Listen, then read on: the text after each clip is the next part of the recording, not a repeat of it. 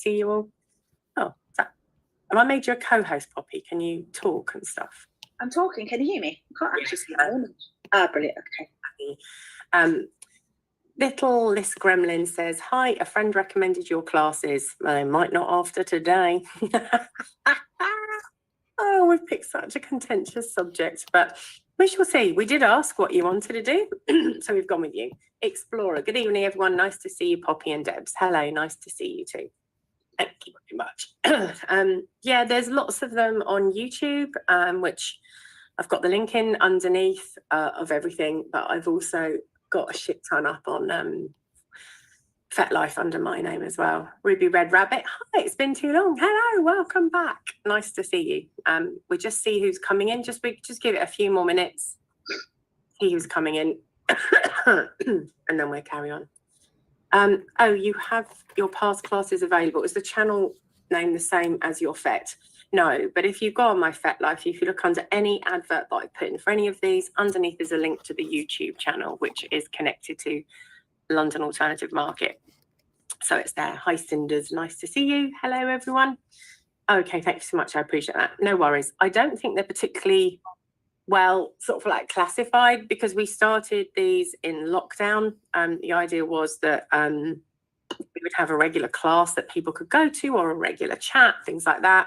And I said I'd stop after lockdown, but then people seem to want to stay. And I think we still get somewhere between 30 to 50 people in every week, whereas we had like 100 and plus in during lockdown at different times.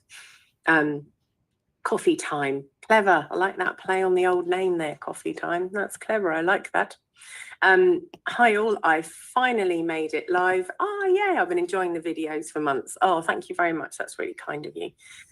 Coffee, were you the one who said I might disagree with you? And I said, bring it. I think you were. I might be wrong.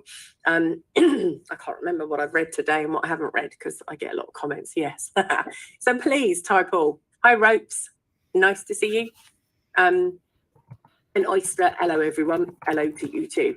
Right. So as people are coming in, can I just go through some rules, please? Rose says hello and Roy says hello all. Everyone's saying hello to everybody. Hi there, Jewel here. Hello, Jewel. I'll try and remember that even though I'm seeing your real name. Do you need to change that? Just so you know. I better get the popcorn on for live stream. It might be interesting. Always a pleasure, Deb. Thanks, Ropes. And Andriel says, hello, Titsub. Yes, harder to remember. It's not weekly. No, it's not. It's every other week on average. Sorry. Too busy. We're too busy otherwise. It is. It's a lot to do. There's a lot to do in life, isn't there? And I don't know if everyone would come if it was weekly. I do think there's less of an interest. As I say, if I look now how many people are in, it's 34.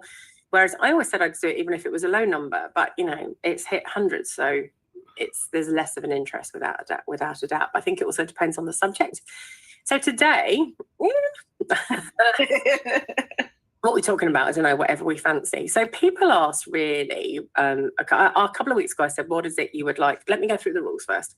Hello as well. Just want to say the orange hair is beautiful and suits you. Oh, thank you. Snap back at you, woman, because you said hello and I didn't repeat that. Sorry, lovely. Nice to see you as well. The rules are, please don't comment on what anyone looks like or anything. I know Zoe in real life. It's a little bit different. I sneak in while at work. Please don't comment on what anyone looks like or who they are or anything that they say. Please remember this is a space where we are kind. Kind isn't always nice. Kind can be direct, but let's not comment on what anybody looks like or what anybody... No, let's be nice to each other. Let's be pleasant. No nudity, please. I'm really not interested in seeing your bits. I'm sure you've got fucking fantastic bits and I'm just not interested in them.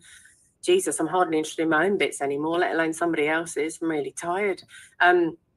So I don't want to see yours.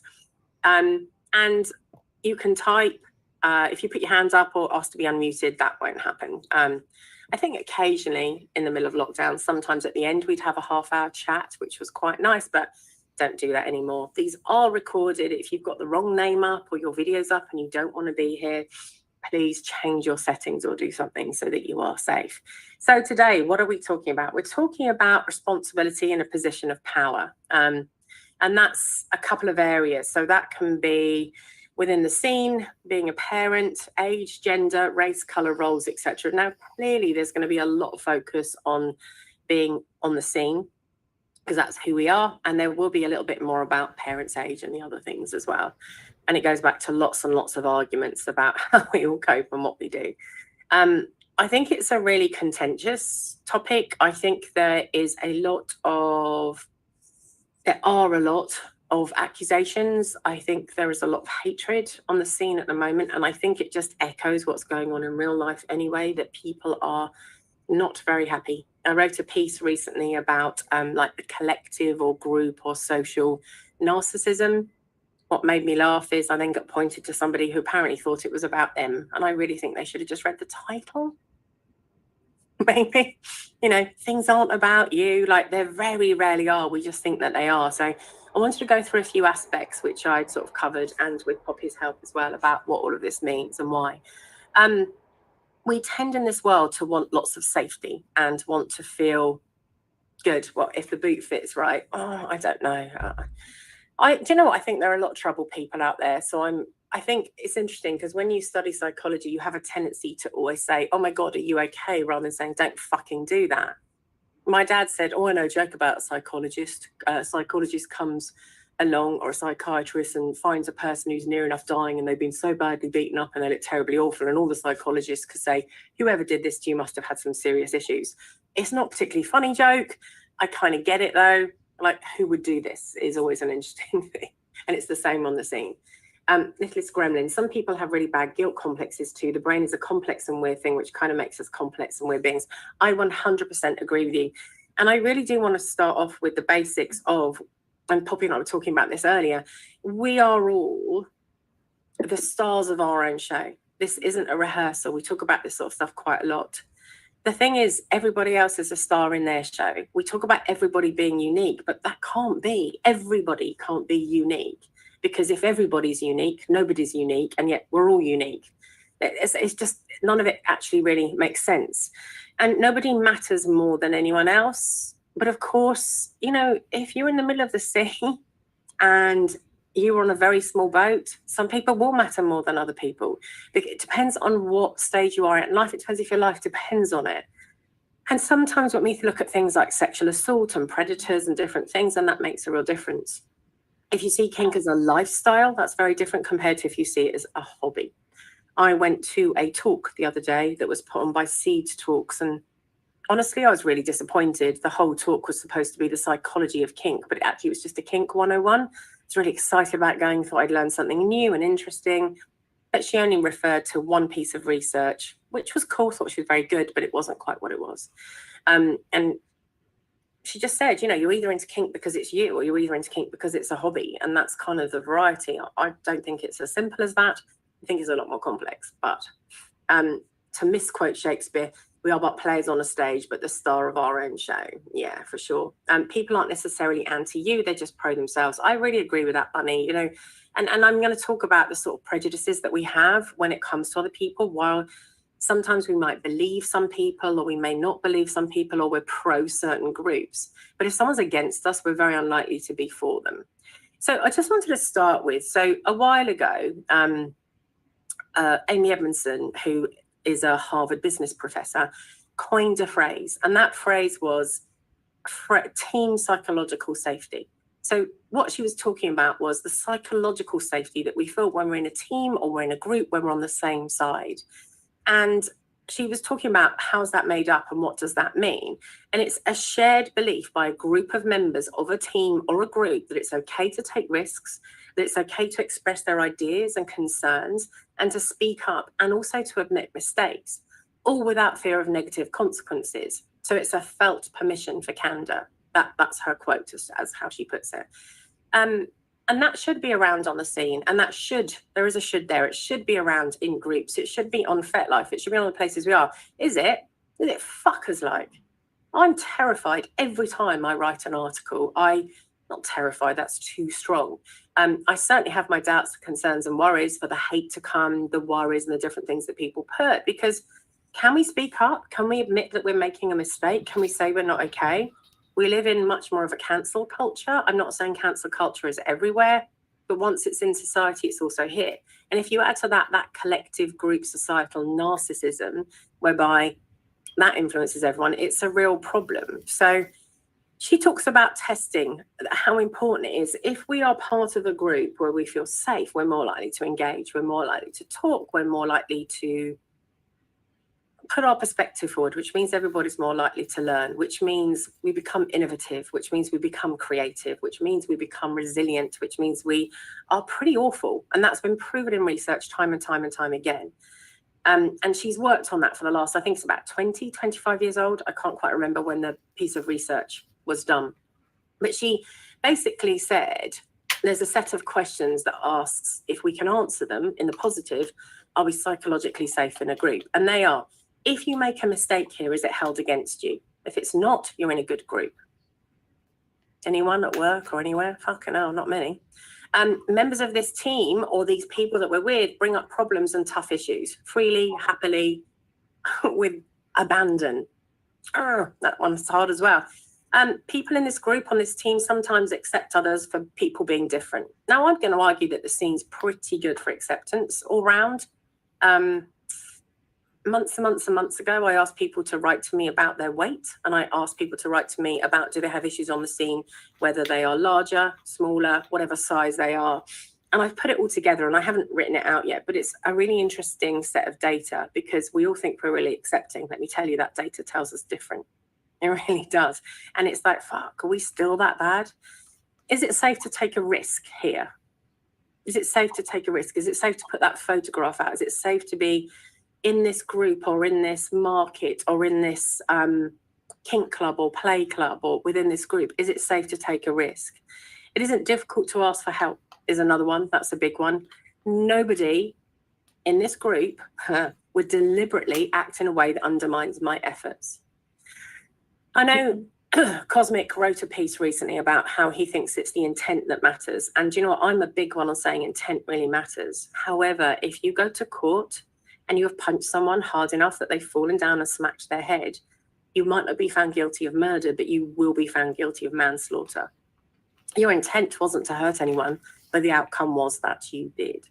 And I think we have to be aware of our responsibility where that's concerned. So intent may be lovely, but you need to think through the outcome. What does that mean? That's important as well. And the last one she came up with is, when I work in this area with these people, or I do something, let's say I'm flogging or doing something, I'm in a club and I'm having a good time, my skills and talents are valued. They're utilized. People say, oh, can you help with this and can you help that? And there aren't many of us that can actually say that. So I think that's a really big thing. What do you think of what I've said so far, Pops? I called you Pops in my life, but hey, why not? You do call me Pops. No, I'm going to sit here and do what I always do. I agree. It's interesting, isn't it? I mean, I disagreed with David publicly when he posted that piece in relation to intent, wasn't it? And it was intent versus impact. And it's really interesting because I know a huge amount of this workshop will lead into discussion about accountability. And I was thinking about kind of personal accountability in that model earlier on today. And at the centre of that is intention. So I kind of disagreed with him, and I was talking about impact exactly for the reasons that you said. I think impact is what matters most. However, in actual fact, when we look at accountability and we look at lots of the themes we're going to be talking about today, I think intention is really, really important too. So I'm not even 100% sure how I feel about that. I don't know whether I'm putting them on equal playing fields a little bit more nowadays. And it's difficult. And again, what you said there, I agree with it, but inclusivity is really interesting, isn't it? How are we inclusive as a scene and as a community? You know, I think it's okay to be different in terms of, you know, gender, sexuality, identity, weight, all of those, you know, characteristics that we're talking about that are protected. But there are some areas where it's still not okay to be different. It's not okay to have a difference of opinion in relation to race play. It's not okay to have a difference of opinion in terms of, you know, risk, how we respond to victims, all those kind of things. That is not okay. You know, should we ban from events? Should we not ban from events? What should that look like? You know, to have differences of expression on those subjects, I think there's still that real risk of being ostracised. So I question how inclusive we really are quite often. Well, I think the point I was trying to make in that writing the other day about that collective narcissism is we are right because we are a we, therefore you are wrong, without listening to anybody else. And I think event organisers, people in power, people who have responsibilities have to really look at that. we were saying earlier that accountability is such a dirty word nowadays. It's a word that's, no, I think everybody should, should. No, I have to. I'm the only one who can influence how I act, what I do, how I think, and how I feel. But we let too many people have the power against us to do that. I wanted to talk a little bit about the fact that we expect humans to be better than they are, that we have to act. And I've got a writing on this one as well. And FET is a microcosm of life. Play areas are a microcosm of life. Relationships are a microcosm of microcosm. What's that? It's a new word. A microcosm of fucking life. And everything else, our culture, it all comes into it, how we've been brought up, what it means, and our influences. But I've always said one of my favorite expressions is life is a coffee table. If I put something down on the coffee table, it's your choice whether you pick it up. So if I go into my town now and I go away fatty really loudly, I'm a fat woman. If I go fatty really loudly, what I hope that most people will be upset with me. That's what I hope. But what will actually happen is a percentage of fat and thin people will go, fuck, shit, piss, bollocks, she means me. And a percentage of fat and thin people will say, I don't know who she's talking about, it's not me. The problem isn't the book. The problem is you pick it up. It's the interpretation. It isn't the word that's the issue. It's the meaning of the word to us. It's the meaning of words. And a lot of people seem to get on this collective horse that says, you're wrong, you're right, and that's absolute. And a lot of us talk shite, don't we? We're so fucking full of shit. So we just have to understand what gets to us and why. And I think personal responsibility and accountability really matters.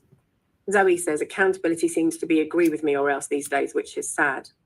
I've always said, it's a very American term, closure. And I've always said that what we get when we're after closure, and I was talking to a client about this earlier actually, because she was stating that she wanted to be friends with somebody where something had happened. And I said, but I don't think you do want to be friends. I think you want to influence what the other person says or how they feel about you. You want to influence the outcome. We want to try and convince somebody. You need to believe me. You need to see it my way. Look, look, look, look.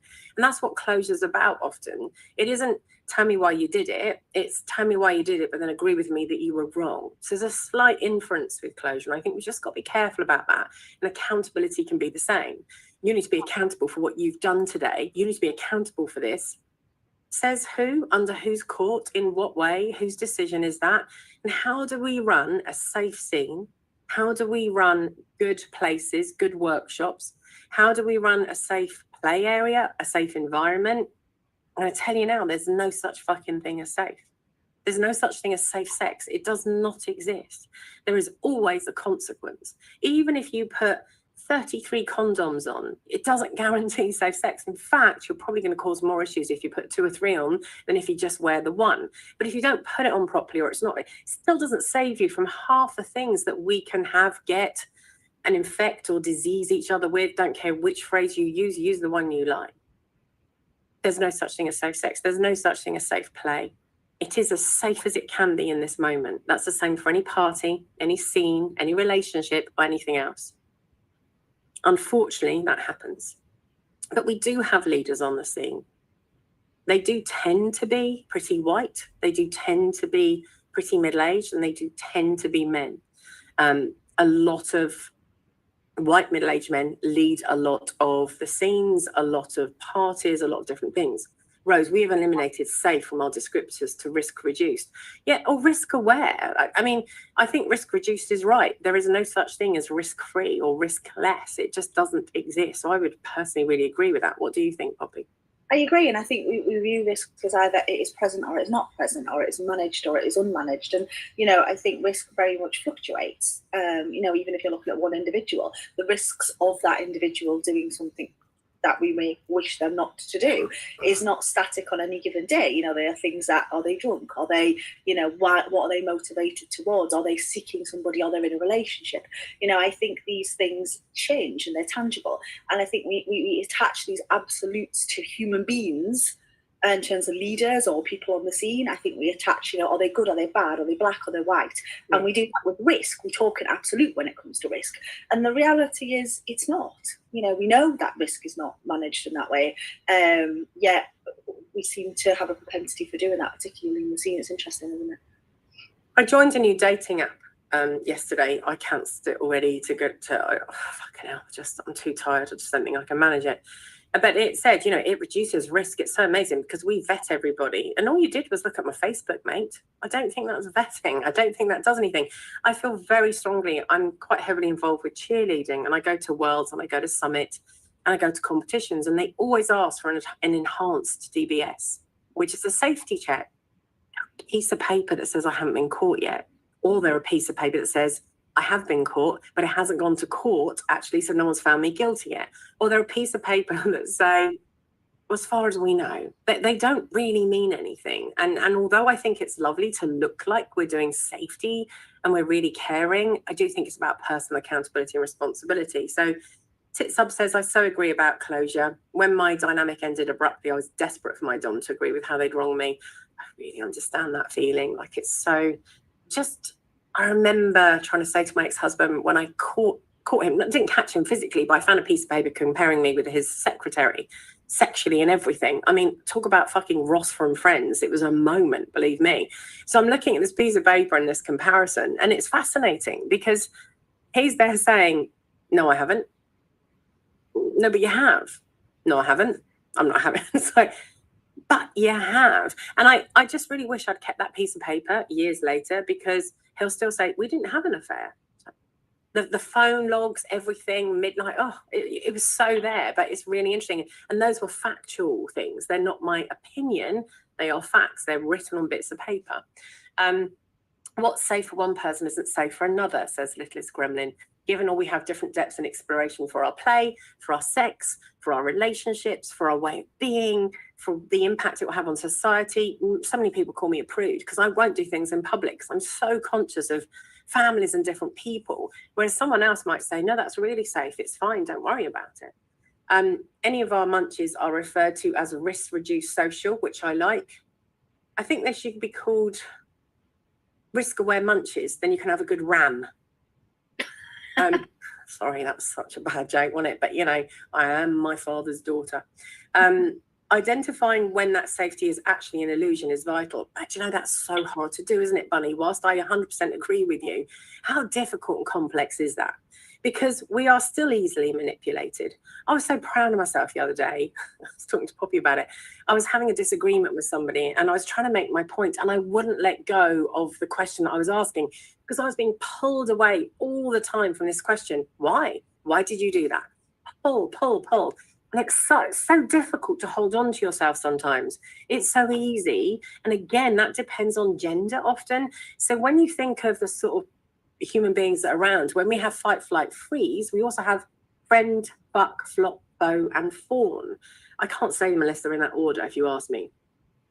Risk aware, munch, ram, location. Yeah, why not? Keep it. Who's coming for a good ram tonight is always a good one. Is that consensual? But so these responses that we have, which aren't in our choice, which we don't know about, actually also cause problems with safety for us. If we're a fawner, if we're a fucker, if we do that, that makes two of us.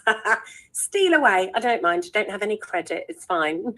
I don't consent. Right. So, but that's how pretentious and ridiculous we can get. So again, we've got to be really careful. I get many an inbox saying this awful situation has happened to me. But when I read the situation, when they're accusing somebody of something really serious like sexual assault or rape, when you actually read the facts, and I've got a writing on this, it was a clusterfuck. It's really awful what happened for both sets of people. But I couldn't tell that person because I was in a fight, flight, freeze, friend, flop, friend, foe, and that this person should have seen it. Well, they can't. They're not a mind reader. They don't know. And you should have said, but I couldn't say because I couldn't. Well, so then there's no should there. But this person should have noticed, but they don't because they can't. And then we make lots of accusations. And of course, there are people who fucking assault, hurt, rape, saying the most terrible things about each other. Bloody hell, we love it. And we love it when it's anonymous. And it's interesting, isn't it, Read that idea of illusion. And we have, the reality is we are motivated. We either have motivations, we have agendas, we just have desires, depending on what's going on. But there is something that is driving human behaviour at all times. Let's not be any illusion. We all do something for a reason all of the time, yeah? And I think it's interesting. My example today, so for those who are in the UK, I was on the 6:30 news. I'll be on the 10 o'clock news a little bit later on. It's really interesting.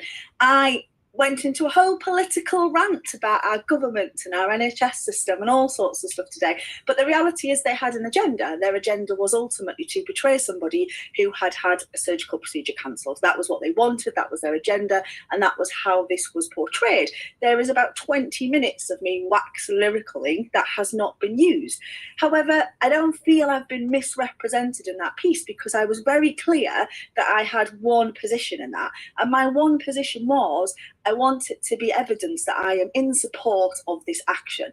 And interestingly, I talked about that myself for half an hour, reasonably articulately, I think. But that was mentioned by a voiceover. A voiceover had said, oh, in support of the strikes. And that had been the consent contract that I had made from the very beginning. I was not happy for certain things to be mentioned, and it had to be stated that I'm in support. However, if I hadn't have had that really explicit caveat, that wouldn't have been put across today, because ultimately that was not the intention. They had people who were there on the picket lines voicing that. They had the health secretary talking. What they wanted was a patient, a victim, a poor person who has been, adversely affected by this. Now, none of that's not true. None of that is a misrepresentation of any truth. However, it is a tiny window. It is a tiny outlet of the reality, and that ultimately is what human beings do all of the time. That's just a really nice example. It's very fresh, it's very new, and it's half an hour old, and it's a story, isn't it? But it's that's life, isn't it, Debs? That's life all day, every day, for every human being. It is. We all have intentions, and because of how it works, and spin, as Cinderella said.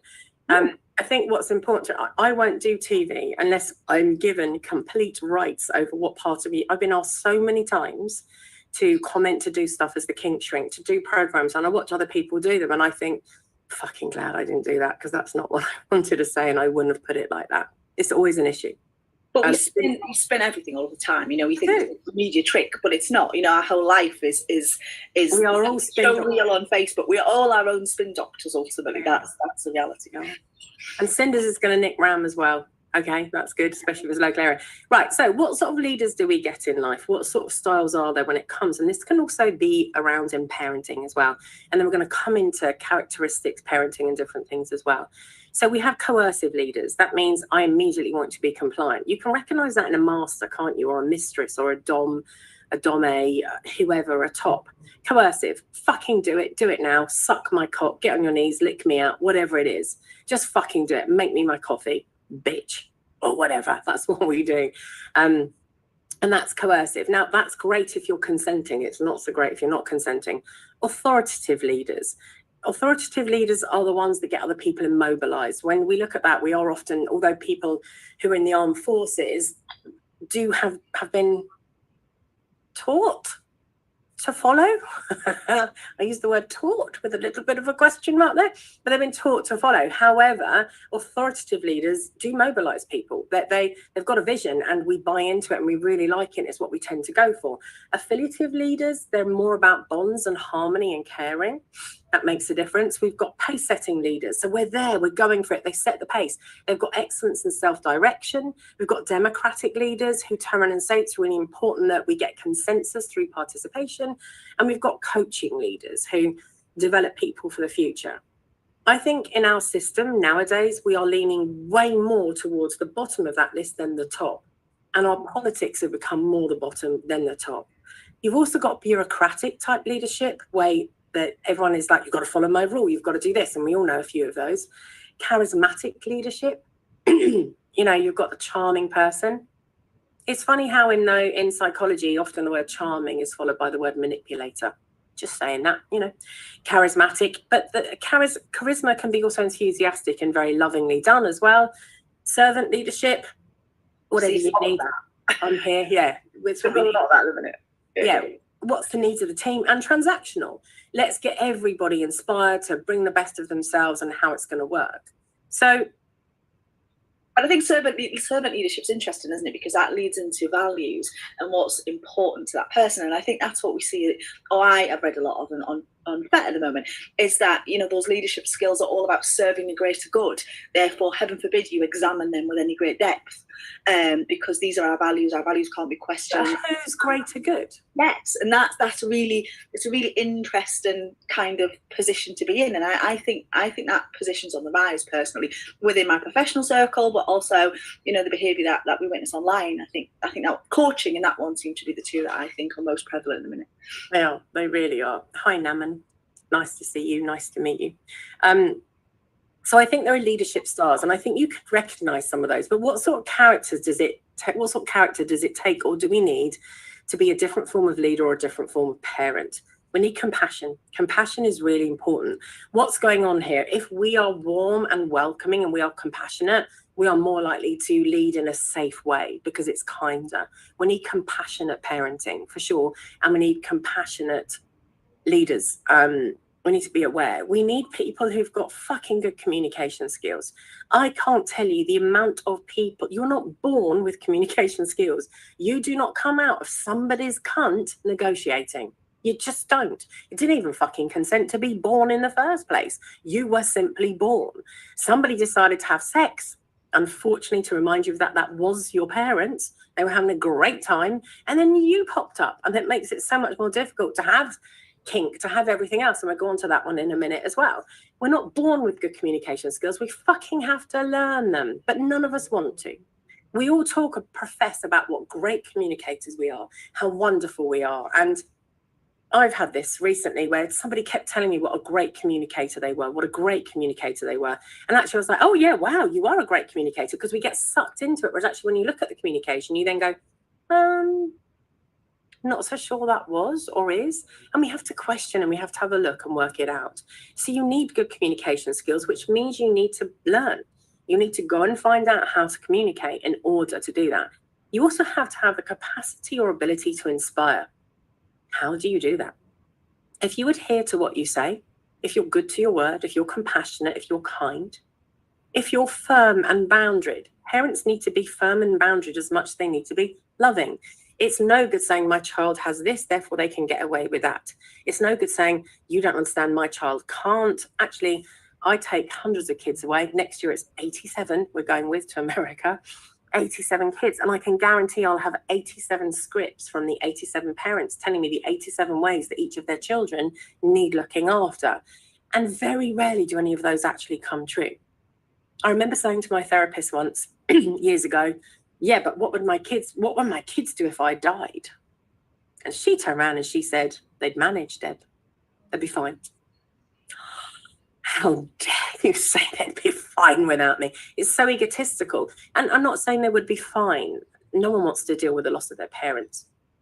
However, we do adapt. How do we inspire? What do we do? And it's really important. We need, in order to inspire, we also need self-awareness. We need relational intelligence. We need social intelligence. We need emotional intelligence and some intelligence. We need to learn how to put things together. We need to learn maybe how to look at the law. We need to, and we're going to come into that one in a minute as well. And we need to look at, how do I relate to people? How aware am I? How much can I listen and hear? And how can I hold a boundary and say, not going to happen, not here, not today. And we need to be present. And most of us aren't present. How many of you are listening, doing something else? How many of you are thinking, oh, fucking hell, we should get onto my bit because I want to hear my bit and that's the only bit I want to listen to? And how many of you are thinking, so I must do my shopping tomorrow. What is it I actually need? We are rarely present. And when we're not present, we're often thinking of the answer we want to give without listening to what the other person is saying. Listening skills are a very underrated skill. Comprehension really matters. We all talk about communication skills. There's no communication without comprehension. All of those things matter. And that's amazing to have from a leader who's willing and committed. How do I do this? What do I do? I was thinking about all the things I still ask my mum how to do. Do you know, that's kind of beautiful as well, Coffee, in all honesty. You know, my mum died 2 years ago, and there are still things sometimes like my kids ask me, I think, well, I wish I could ask my mum. I just feel like she knew how to do everything. She didn't. That's a fallacy, by the way. That's that rose-tinted spectacle of how we do that. Simon, I'm building a Lego Millennium Falcon as I'm in this workshop listening, not actively. Sorry. Well, that's it. You're out. You're on the wrong team, mate. I do know Simon personally, that makes a difference as well. So we need really good listening skills, as I said, but we need comprehension within that to be a good leader as well. So those things are all really important and they make a difference. When we are looking at running an event or doing anything, I think we need to look at the government and we need to look at the NHS because they're very hot on this. I'm making birthday invitations, but listening. Look, for the people in here who have ADHD, do something else and listen. I don't give a fuck. I'm only kidding. I'm only picking up on it. I listen better when I'm doing something else because I've got ADHD. If I'm making something and I'm watching the TV, it means you've got my full attention. Honestly, it really does. I know you don't think that's true, but it's really true. So I think it's really important to look at different things, your responsibilities, your role, how that works. And we have to think about the Mental Capacity Act. We have to think about the Care Act from 2014 in the UK. We need to look at someone's capacity, their assessment, what they're like. And there's all sorts of things that the NHS can teach us. And that's something that Poppy knows an awful lot about. But we have a statutory responsibility for the integration and care and support around people. That's what the NHS says. And I think if we think about that from a club perspective or anything else as well, the problem is when we go into a club or we go into a market or any of these things, we're not thinking about statutory responsibility. We're not thinking about integration. We're not thinking about propriety. We're thinking about how many people can get their dick sucked or their tits rubbed, or how many people can get full of needles. That's what we're truly thinking. Or how many people can I flog? We're not thinking about the people. We're not thinking about these things. What is the Mental Capacity Act? I'll come on to a few of those things, I promise.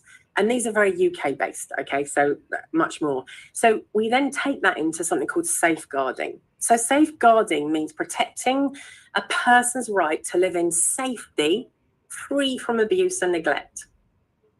You can't have a BDSM club and have that, because it depends how we define abuse. It depends how we define safety, and it depends how we define neglect. Now, of course, I don't want anything to do anything against their will in any way, shape or form. And I don't want someone to be abused. There is a big difference between abuse, around toxicity, around safety, around an abuser, around a victim. All of these words are very, very misused today. An adult at risk or anyone who has any problems is somebody who's over the age of 18, and their needs, their care, the capacity to look after themselves isn't particularly effective, is the way to think about that. So the Care Act is to reduce harm to people. How do we integrate these sort of systems into a club? A lot of them you can't. At the end of the day, what do you think, Poppy? I agree, and also I think, again, this is another one where we talk in absolutely. If you don't agree as well, by the way, just write, whatever. I'll just argue with you and chuck you out. I'm kidding. I won't chuck you out. I think ultimately that was all about capacity. I think one of the significant things about the Mental Capacity Act is for the longest time we talked in absolutes in relation to capacity. We talked about either someone has capacity or they lack capacity, and that was it. Whereas now we recognise that every single action, every single decision, every single what you're going to have for tea, is determined by, and for vulnerability is really interesting, isn't it? What makes somebody vulnerable? We talk about vulnerability in terms of, does somebody have a diagnosis or do they not have a diagnosis quite often? But in terms of the scene, has somebody had a recent breakup? Are they suffering from depression? Have they been isolated for 2 years in lockdown? Are they, worried that they're going to be banned from an event and that's ultimately their primary place of socialization? Are they? And I'm not saying that any one of those things in silo makes somebody vulnerable, but they are real nuances of vulnerability when it comes to the scene. And I think it's about recognizing that, because what safeguarding is, it's about providing extra care, attention and support when vulnerability is present. And that might mean lots of different things. That might be formal referrals because that vulnerability is clear and explicit and it involves a child and some significant abuse, or it might just be, do you know what, there's an additional layer of vulnerability with this human being for this reason. What are we going to do about that? And I think really that is the model and the framework that we should look at as a community and as a scene and as an event when we look at safeguarding, when we look at vulnerability, when we look at capacity. That's my initial thought there on that. And in theory, as a scene, as a group of people, what we always profess to be is inclusive. Are you genuinely inclusive when you don't like that person's behaviour, but their behaviour is part of their neurodiversity? Can you genuinely say that you're inclusive? And I think that's a really important question to ask, because in theory, we are very neurospicy, a lot of us. So we all have different things going on in different ways. And yet, is that as acceptable to us? If somebody's behavior is something you don't like, is when we then turn around and say it isn't okay. And that becomes interesting. Whereas adult safeguarding has a lot of principles in it. And one of the main ones is empowerment. We also have to look at prevention, accountability, proportionality. What's going to get in here? How does this work? Protection and partnership. How do we do this together? And what we tend to do at the moment is we rely on the principle of exclusion. And we are going into, we just take that person out. But when we take that person out of who we are and where we are, we also take away the possibility for change. We also take away the possibility to see what's going on with them. We also often then take away the principle of, well, what if this person then does it somehow, somewhere with somebody who isn't on the scene? I'm not saying we should invite abusers in or anything else as well. If we also then turn around and say, actually, we exclude without educating, is that sensible? What if somebody just fucked up? Look, people get hurt. We get hurt all the time. Really, really interesting. I got some recent criticism. I've been criticised for lots of things over the years. I've been involved in the team for a long time, and I've got pretty broad shoulders. And I'm going to write a piece, all the ridiculous things that I've done, all the mistakes that I've ever made, and I'm going to feel really brave, and I'm going to put it out there. And there's clusterfucks on there, there's bad decisions on there, there's things that I did that I perhaps shouldn't have done a million years ago, and I'm going to put it all together, and I'm going to be very human, and I'm going to put it online when I get around to it, same as everything else. However, I think ultimately one of the oddest pieces of criticism I've ever had, and it's reasonably recent, was about delivering consent workshops, and who was in that workshop and should it have been delivered. And from my perspective, for all the reasons that you've just stated there, Debs, I am never going to apologise for imparting knowledge. If I deliver something and somebody ignores that, or misunderstands it, or there an incident then occurs, all that does, from my perspective, is removes the defence of ignorance. And even then it might not remove the defence of ignorance, because there might be neurodiverse and distracted and taking half of what I said, who knows, but ultimately I'm never going to apologise for that. There was more to it than that. There was images, and should people be able to take photos, and does that give them a degree of, I guess, validity? And I think there's an argument for both sides of that. I can see the pros, I can see the cons, but ultimately that bit wasn't my decision. My decision was about standing up there and providing education. And ultimately, even that can be contentious at the moment. Even that is something where you will have opinion that is split and divided on whether that's okay. And it's really interesting. I think it's a really, really interesting topic. But for all the reasons that you said, there's education minimises risk. That is absolutely understood to be true. The research backs up, everything backs that up. And that's, I guess, why we do these workshops, why I do these workshops. I'm assuming it's part of why you do these workshops. That and my ego. That too. But yeah, yeah. Honestly, no. If someone does things I don't like, but they can't help it, I distance, because I know we'll rub each other up the wrong way. And do you know what? Everyone's got problems and issues and different things, and there are times when maybe we can't help it. A lot of the time we can help what we do, and we have to learn to be accountable and responsible, not always, not all the time. Somebody asked earlier about the Mental Health Act. It was Venus, wasn't it? So when you've got the Mental Health Act, the Mental Health Capacity Act was 2005. And you're asking about the basic principles of how do people have the capacity to make an informed decision, basically. And can they make a decision about something that's about to influence or affect them or impact them? The rules state that we should always assume capacity unless told differently, which is quite interesting when we take in today's world, when we're actually with consent, should we assume that somebody doesn't get it at all? So that's quite contradictory. We should always enable somebody to make their own decisions. That's a major part of the Act. We mustn't assume incapacity just because somebody makes one or two unwise decisions, because what is wisdom and how does that work with us? And we must always act in their best interest, and it goes on how you test capacity and what you do. Can this person do this? Can't they? But we talk about this in consent all the time. And we need to really look at how do we do this when it comes to going into an event, meeting a play partner, and seeing somebody else.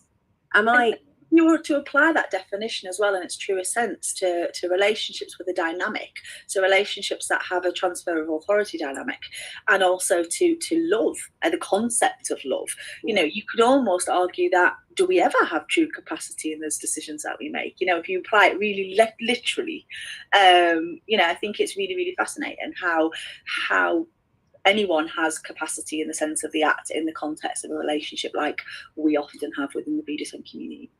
And if you think about it, if you think about parenting or anything, the only qualification you actually need is sperm and an egg. That's it. There are no qualifications in order to make you a parent. And it doesn't improve how you are, who you are. Society does. Society starts to dictate how it is and what happens. Thanks, Ropes. Very welcome to.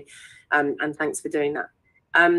I think we've got to be very careful about how we work, because we do get lost in this. We do turn around and say that, oh, this is really hard, I don't want to do it, which everybody's, we're not allowed to say that sort of thing anymore. I do that too, Cinders says. There are some people that I can only deal with in small doses, so I have to remove myself from them before my face gives me away. Good. Little Scrum says, I don't think USA has the Mental Capacity Act or similar legislation. It does have similar legislation, it's just different to the UK. I won't find it now, but I know it has similar legislation. It's not the same, but it does have Capacity Act of some kind. I just can't remember off the top of my head. Sorry, I'm talking about the UK. I would try and find it. I can't do it right now, but I will look later, I promise. So we talk about power exchange. That's not so trendy now. We don't talk about power exchange. We now talk about authority transference, because you can't actually give away all your power. And that's something to really remember, isn't it? How do I hold on to my power, and what does this mean? And what does it mean within the scene? When I go into a club, when I go into a group, when you look at some of those people that are holding positions of power, I think we have to assume, use that word, when we look at someone in a position of power, because I admit this as well, this is a position of power. You're listening to me. Whether you like it or not, there is a transference here of authority. You might not be conscious of it. You might automatically say, actually, I'm going to pick on you, littlest gremlin, in the nicest way, because it's not really picking on you. I was told I should come to this. I hope that, I hope to learn something here. There's an immediate hope. When I went to my workshop, there's an immediate hope of, I really hope I get to know something from this person, that they'll tell me something new, that I'll learn something. And I didn't, and I felt really disappointed. And I think it's hard. So most of the time, people in authority transference don't actually transfer anything. How contentious is that? Because actually what we do is a little bit of a facade. Somebody was speaking about this, I think Unicorn Husbandry was speaking about this the other day. I wrote about it a couple of years ago in a writing. Is it a facade? We let things happen because we want them to happen. Very rarely is it purely, I will purely suffer for you. That is a much smaller percentage out of the sort of power and authority transference stuff that we do. We want this stuff to happen. I like this, therefore. And that matters as well. We always have a choice. We can always walk away, but a lot of us feel like we can't. But that will then go back to attachment issues and stuff. And it's the same in parties. We don't have to put up with anything. However, if we are culturally or traumatically or neurodivergently or gender or race or color or religiously taught to put up with stuff differently, there is a difference in that power in the first place. And we have to be aware of that, because it really fucking matters. And I will talk about that a little bit more even later. When you have children, a lot of us assume that kink disappears. Can I just say, if you don't have children, kink disappears. Right? And the reason I'm saying that is, look, I don't have the stats to prove this, because the research hasn't been done on it. I can talk about life experience. I can talk about my profession, within which I've got over 50,000 hours of experience. And I can honestly say that people refer to me as somebody who does know what they're talking about, although I fucking hate that sort of thing, because it's a lot of pressure and I don't always know what I'm talking about. Sometimes I make up shit in my head, and I think, for God's sake, don't say that. Right? So it's tough. We don't always know the answers. I think I'm pretty good at saying I don't know, or I'll find that out for you. But that is admitting that you are weak in some way, or you are vulnerable. Don't get your information from a single point of knowledge, often the case. And also, don't get your information from someone else on the scene unless you 100% trust them, from Google, from FetLife. These places aren't always the best. Check people out who reference. Check people out who can give you 3 or 4 referrals or recommendations. So my point is, when you're in a relationship, a lot of people come to me, whether they're polycule, polyam, or kinky, and say, our kink has died. And on average, just like the cycle of sex and sexual activity being really high at the beginning with new relationship energy, as it starts to dissipate, often so does kink in relationships. And people don't talk about this enough, the fact that kink drifts and disappears, and then all of a sudden it's once a month or once every so often. Or polyamory starts to happen because they want to get their kink from somewhere. I don't always think that's the best reason for polyamory, I've got to be honest. And it's really damaging to the existing relationship often. So we have to be really careful. However, of course, when we have children, that changes. We've got the different aspects of risk when it comes to being pregnant, having an early pregnancy, our capacity. Like if people are struggling to fall pregnant, we say have less sex, have right sex at the right time, be in certain positions. That's very prescriptive. So it ruins spontaneity. There's lots of films about this, aren't there? We know that there are, how to have a baby and what to do. And if you can't have a child, fuck, that's really, really damaging too for a lot of people. And when we don't feel okay in ourselves, our kink will start to disappear. Well, let me tell you something really interesting. When we have a baby, we're fucking knackered. It's really hard. You try pushing a bowling ball out of something that's the size of your cunt. I mean, it's a really big deal. But then we're all tired. We're all tired because this baby's crying, it needs feeding, it needs lots of looking after. We don't know if we're going to work or not work. It adds stress and pressures to relationships more than anybody's ever experienced. It's quite complex. Rope says, I often wonder, do we need some sort of qualification system in the BDSM world to say we understood concepts from learning and practice with renewal systems in place depending on the subject matter? Poppy and I have spoken about this a lot. We talk about running these specialized weekends. Maybe the best way for us to do that is not to run them as weekends. I haven't spoken to Poppy about this, but to put it on somewhere like Teachable, where there is a very straight system referring to all the experts in these fields. And I don't mean BDSM experts. When we're talking about consent, we need to go to different people like Betty Martin, the Wheel of Consent. We need to go to Fry's. We need to go to different things that teach us something. And I think it does make a difference if somebody says, I've studied this and I've got a tick box on it. But nothing will verify that tick box. That's the problem, because there is no governing body in BDSM. Shock horror in the UK, you can call yourself a psychiatrist. You can't call yourself a psychiatrist. You can call yourself a psychologist. You can call yourself all sorts of things, right? It doesn't mean you are them. You can be a fucking miracle worker. How are you going to prove that to me? But if you go and see a therapist of any kind, whatever they're called, check out if they are actually qualified or not. But what does a qualification even mean? That's the problem with half of our world. I wonder if you, Demi, would take it. Teachable probably would. Teachable would, and that's what I'm looking at a little bit, because my supervisor who runs Pink Therapy, Dom, has suggested that and says it's probably the best way for us to go, because it is you don't keep having to do it. But then what we could say is once you've done all of these, you can can have touch-up weekends where we put in new laws, we put in new systems, we share different things. Don't know, we'll see. A past community, says Lifted Gremlin, of mine required you to attend a Kink 101, UB Mixer, regardless of how experienced you were, a sponsorship and a vouching for you to attend their events. I feel like more communities could at least have some aspects of this to make things safer. In America, you have a shit ton more of that. In the UK, it doesn't happen that often. It does on some very closed door type communities, but those closed door communities are often for swingers as well, and often for very young, slim, beautiful people. So they're not inclusive. In America, a lot of clubs, I've tried to say this for years, please, can we have it over here? Need to run consent workshops before you're allowed to go, and a Kink 101 before you're allowed to go in, and an understanding of how to do things. I've heard of quite a few, actually, Littlest Gremlin, but not everyone does. In Las Vegas, you've got things like Leather Quest and The Journey, and you've got different courses that you can take, but their dropout rate is phenomenal. You start with 20, 30, 40, 50, you end up with 5 people. I think you pointed out the fact that someone giving therapy to someone who has been adopted had to have the training for this specialist matter. I did years ago and months ago, probably. So if you want to see someone who has been adopted, unless you are certified by the adoption governing body, which I've forgotten the name of right now in the UK, you can't speak to that person about their adoption. You have to have done one of their courses specifically. Ropes, I would love it too. That's why Poppy and I are really trying to put something together.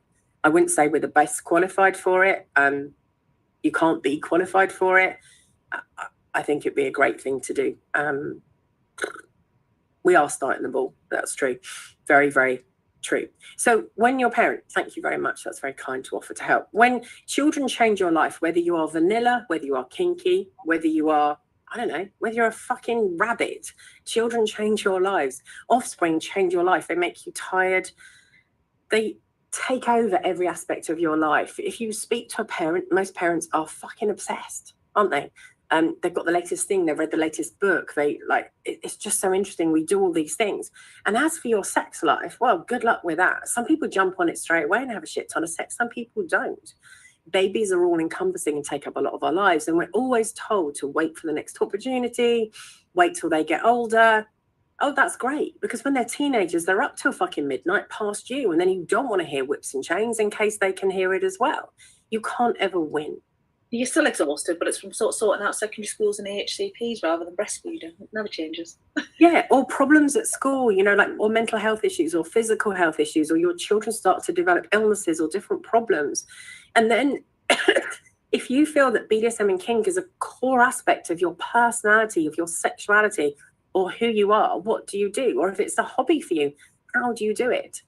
You definitely need to be able to hide toys. You need to be able to be very functional about that. But you've got to think about the psychological aspects of this as well, on keeping secrets from your kids, which we should. I'm not kidding there. Your children do not need to know everything all the time in every way, nor do they need to know the graphic qualities of what you are doing and how you are doing it. Years and years ago, it was a long time ago actually, I did a recorded session in, is it Coffee and Kink? In London for somebody, and one of the questions that somebody kept asking a couple was, well, when do we tell our child? When can we? And I said, hang on, you said child, how old? And they said 14. I'm not going to be shocked at the age, but the next question I'm going to ask is, why does your child have to know? And their reason was, so we can tell him to stay in his bedroom when we have our parties downstairs. And their next reason was, so we can get our stuff delivered so it's easier. You are a parent first and foremost. That's it. That's what matters. And your child shouldn't have to hide in their bedroom in order for you to have a sex party downstairs. It's so fucking inappropriate. It's beyond belief. What is appropriate is something that really matters. What can I manage here? How much honesty should I have with a child? Often when we want to come out, I say, why do you want to, and what do you want to do when we want to come out to our children? And it has to be age appropriate. The same about sex education, consent, all of these things, they have to be age appropriate. And we are sexualizing and making children grow up way too quickly. We are, they're not allowed to be kids. It's really difficult. They've got, God, you are 3 clicks away from bestiality on the internet. That's it, 3. It takes 3 steps to get to see something that a child shouldn't see. So we need to protect our children and be aware of what's appropriate, and they should come first. What do you think about that, Poppy? I have very strong opinions about this. We do see a lot of people who have a prioritization over themselves, their kink life, their sexuality, as opposed to parenting, and it's hard. I get it. It's really, really, really fucking hard. But I agree. We shouldn't make disclosures to people who do not need disclosures to be made to them, and that applies to our family members, and it really, really applies to our children. And also, I think the internet as well. I get into. Dispute is too strong of a word, but I have strong opinions about what we put out there. What we put out there is out there forever, and we think that our children won't see this, or young people won't see that. No one will ever see pictures of me on the internet. Partly because it's unprofessional, but partly because I'm a parent, and I'm a parent of people who are not 18 yet. And I think we need to think about these things. We need to think about how we split our identity, because that's essentially what we're doing. If we have an identity as being somebody's little or slut or slave or master or whatever it is, we also, a core part of our identity when we become a parent, we talk about what happens to us, is it's that shift in identity from this is who I am to I now incorporate this. And I'm not suggesting that we martyr ourselves to parenthood. I'm not one of those, you won't find me on Mum's Net suggesting that we do that. But I think, how do we be both? And I think that's another thing that we quite often try and either or, and what happens there. And I think compartmentalization of those two identities is really, really important. And how do you have systems and processes in place to do that? And lots of people have, you know, they have the weekends where they have their kids, or weekends they don't have their kids, or they have relationships outside of their primary relationship, or the relationship with their parents. Go to hotels, go away. Polyamory, you know, I think this is one of the key reasons why we do explore polyamory in the way that we do within the community, because we almost separate these things out. And I think, how are we going to do that? And it's interesting, I think, when we are, you know, part of the scene and part of the community, and we're looking at parenting and parenthood and whether that's something that's right for us, these are the questions that I certainly didn't ask myself, and I wish that I had have done. You know, it's really, really difficult. It's hard, isn't it? But what is appropriate? So two things that have come up. This has just reminded me why I left a Discord server. They had lots of voice sessions that covered very adult topics, but the mods didn't care when under 18s joined in. Oh. Okay. Cinderella, protect them, yes, but also well-informed. Okay. Who decides what level of protection and what that is and what that looks like, and who decides what is well-informed? I'm a mum who sometimes definitely bought alcohol for my kids underage, and definitely taught them about some sex stuff underage when they asked, or did some different things. However, I hope, because I only hope, because I don't know, that I got the balance right of those things. Because what you've got to remember is we live in a world where there are some pretty extreme things going on. We get so desensitized to what's going on that it's our normality. But if your child takes a fucking whipping and a gag and a butt plug into show and tell because mummy was telling me about it, you are going to have a problem with some form of social services, depending on their age. Now, you've also got freak talk, like TikTok, where you've got a lot of youngsters doing things that are really fucking out there and telling vanillas that they're boring and they should be doing it and that's okay. And I really worry about some of these people because they're doing stuff that is unsafe, that I would not want to do. I understand that we have to explore, but education, as Poppy just said, is really important. And I think intent, we're back to that idea of intent. And that story, I've heard that story before, you use that as an example, and I really like it. But it's for whose benefit is this for? You know, what is our motivating factor in this disclosure? Is this about making our life easier, or is this because our child has stumbled across something on the internet and they're confused, and now we're trying to share information or knowledge so they're less confused? Are we saying, you know what, this topic has come, it's really, really interesting. We've got a real life example. So, you know, an actual real life example of someone who has a relatively young teenager at the moment. So there was a comment on the internet of, you know, your mum should have swallowed. That was the comment. And it passed completely over their head. They had no idea what that meant. And we had a conversation about oral sex because it was appropriate to have a conversation about oral sex because they were confused. Obviously, there was an opportunity for them to be made fun of. It was the topic of conversation amongst their peers, so it was an appropriate time to have an appropriate conversation. But if I had just made fish and chips and put them down on the table and said, oh, let's talk about oral sex today, that's not okay. That's not a conversation that I would ever have, and nor should anyone have. So it's that, what is motivating this communication, this education, this conversation, this interaction with a young person? You know, what underpins that? And I think quite often adults have conversations with young people for a myriad of their own complicated reasons that ultimately rest with themselves rather than the young people. And let's not forget, your kids want their secrets. It's really important that they hide things from you. I'm sorry, but it is. And it's really important that you hide some things from your kids, and your kids want to talk about things without you interfering. If you're consistently this cool mum, this cool dad, this cool human, you give them nothing to rebel against, and kids are supposed to rebel. They are, to a certain extent. Hopefully you fostered enough of a relationship when they were younger that they can ask you about these things, because that's what's really important too. Again, it's about age propriety. Look, just because you have kids doesn't mean your kink has to stop. It might mean it slows down. It might mean that it dovetails into a slightly different area. It might mean that you do things differently. Very much teach your children that it's okay for them to close their door, because it is. Very much teach your children that it's okay and that they must always knock before they come in. Anyone who, I mean, fucking hell, look at Freud himself. Fucked up human being. Why? Because he saw his parents have so much sex. He was obsessed with it. We shouldn't watch our humans have sex around us. Not from that perspective. We know that. That some kids, you know, too young. All kids should not watch their parents have sex. It's just a given. I'm really sorry. It's a given. So we have to be really careful about age propriety and how we do things. Teach your children to knock on the door. Teach your children if there are some funny noises that, you know, mummy and mummy, daddy and daddy, mummy and daddy, and auntie whatever and uncle whatever are having, you know, are talking about and doing stuff together. We don't always have to be totally explicit. Please only knock. And of course, put a lock on your door if needs be. Always teach your children to knock. I still knock on my children's doors now, and they're all adults. It's really important. Related to freak talk and the like, Rope says, someone I know has a sibling under 16. That sibling's already playing with bondage, anal, breath play, and more because of it, exposed at the wrong age. Thankfully, they came to them to be pointed in direction for education. I think that really matters. Years ago, having a stepdaughter who was underage for sex, had a very solid relationship, same age, wanted help on how to have sex and how to start that up and what to do.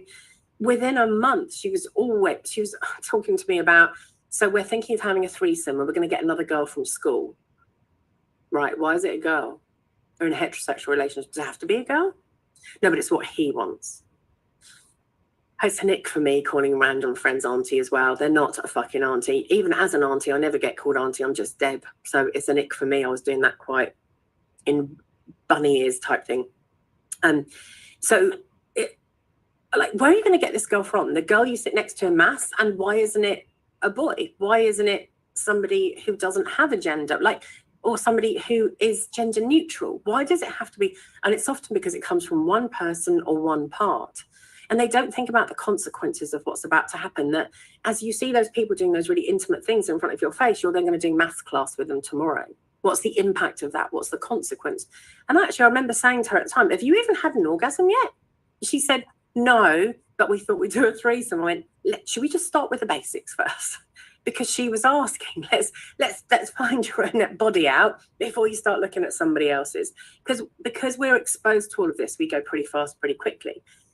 You have a right to as well, though, don't we? We do that. It's really interesting. You know, when you meet, I don't know how often you go to a new event and you meet new people who are quite new to the scene, and you have these conversations about, you know, I want to attend my first event, or I want to buy some rope, or can you point me in the direction of somewhere where I can buy this stuff? And that's, you know, where can I get caned? Where can I get? Who's a good retailer? I love those conversations, and you have them, and then you meet them. Like, by the time you get an opportunity to go out again, because of those aforementioned pesky kids of mine, you know, it'll be 3 or 4 months, but it's not a huge amount of time. And then they're talking about, you know, I don't know, extended captivity and breath play and waterboarding, and you're like, whoa, what happened? What happened there? So I think we're guilty of that as well, you know. Everybody is. It's normal, isn't it? And as a parent, you still have a fucking right to fuck. You have a right to be a human being. You have a right to do these things. It's just how you do them and where you do them. So it is about some privacy. It is about get a hotel, but not everybody can afford to get a hotel. It is about finding and capturing moments in different times. It's about changing your kink sometimes. So the different fetishes that you have, how can you introduce them to everyday life without them being obvious? How can you make sure that you can be inclusive of each other and have those conversations and manage it? If you're in a polycule and you're really close and you've got like a kitchen table best friends type of polycule, you know, you can go off and do this while somebody looks after your kids and vice versa. There are lots of things that you can do. You can make your holiday if ever you have one and can afford one, because again, affordability comes into this, especially with a crisis that we're in at the moment. Venus, I recall being a teenager determined to go too fast. And most of us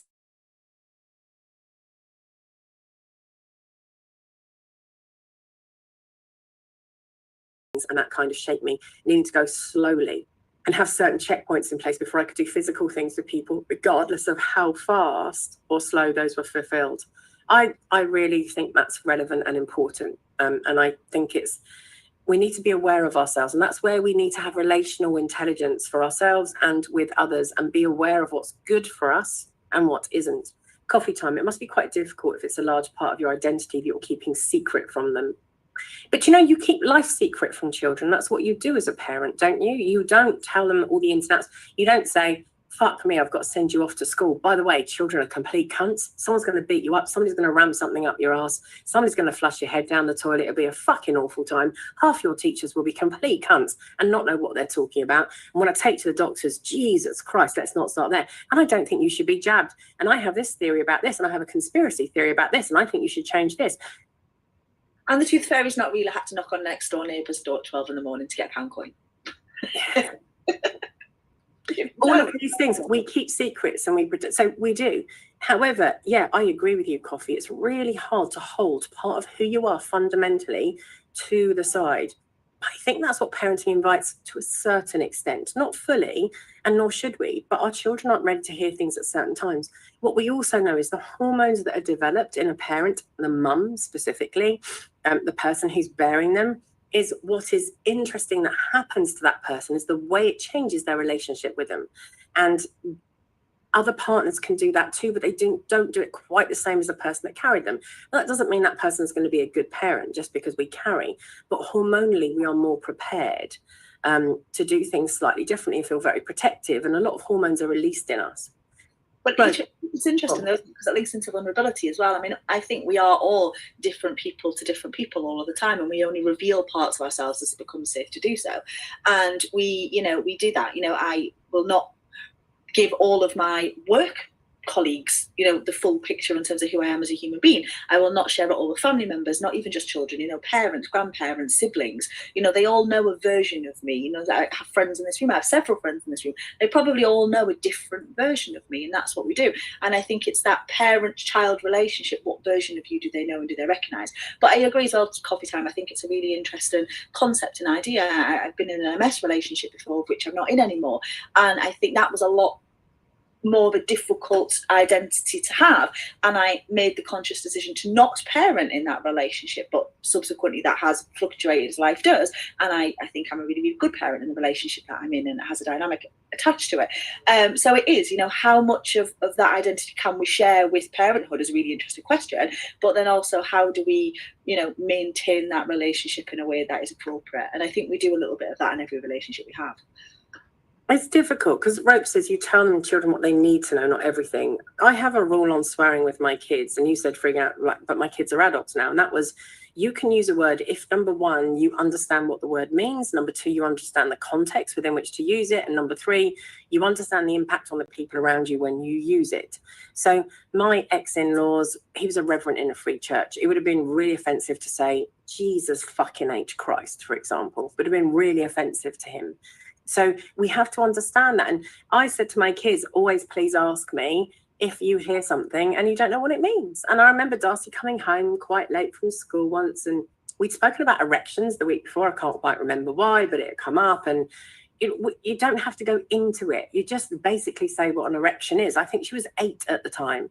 And I just said, oh, it's when people who have penises, they get hard and erect, which means blood flows into them.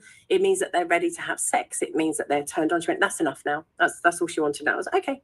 And then she said to me, Mum, I was called a blowjob today. Oh, God. And I said, right. And I knew the next phrase was, so what does that mean? I said, well, it means that person was a complete prick. I didn't actually say that clearly because my child was 8 years old. Because they don't fucking know what a blowjob means, because you don't call someone a blowjob. But now I'm given the task of, I have to explain what a blowjob is because it comes into one of my fucking roles. And it's so interesting that we get ourselves into those situations. I said, well, remember we spoke about erections last week? When we're really excited, sometimes the sexual partner that we're with, we use our mouths. And she went, oh. And I went, no, but that's the truth, love. I didn't add that it's only for birthdays or Christmas because I felt that was too much information in that moment in time, unless you're a kinky fuck and you do it days and days and days at a time. I was joking clearly about all of those things. But I just, you use your mouth. She was not impressed. She went, well, why on earth did they call me that? She really got this, she got it right, but that was enough information. So as Little Grim says, you don't need to be told outright, that they infer, they know it's minimal information. I had a moment of dear God, why, when trying to find something my mum confiscated from me and coming across her collection of lingerie and intimate things. I know. And then you pick them up and realize what they're for. And you just really hope that you've read my toy cleaning stuff, because fuck me, that crustiness on there is that clean. It's just horrific what we're exposed to, isn't it? I wore my mum's diaphragm as a cap for a whole afternoon once. How did you fit it over your head? I was only about 4. There's a photographic evidence. Really stretched it. It's just, but yeah, it's like that whole top drawer. We've been made in the top drawer since time immemorial, haven't we? Condoms as gloves, Yeah. Like it's all been done, is it? Condoms as balloons. Mummy, look what I blew up. Oh, Jesus, you smell. Like it's terrible stuff. My son learned at 13 not to look in a woman's nightstand, or anybody's, probably, Rose. Zoe said, I used to get called Zoe Blowjob due to my old last name. At primary school in year 5, my mum refused to tell me what it was, and I found out in high school. I have since changed my last name. I get you. So we have a right to be who we want to be in a relationship. But if we chose to have kids, we have to think about that. We have to think about the consequences of it, and we have to make it work with our kids.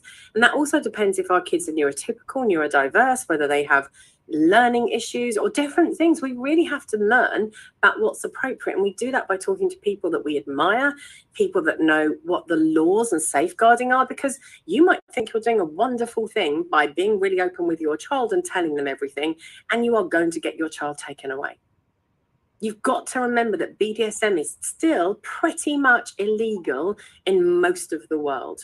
You are not allowed to leave anything more than a trifling or transient mark. Fuck me, if you've given anyone a love bite or you've had a love bite, you have technically broken the law in most of the states and the whole of the UK. Who here has not had a love bite? Like, do you know what I mean? Most people have love bites, don't they? At some way, shape or form. So you've technically broken the law. Or if you've had a whip mark or a smack mark or a cane mark or a bruise, you haven't. I'm impressed. That's amazing. Or not. It depends how you feel about that one, doesn't it?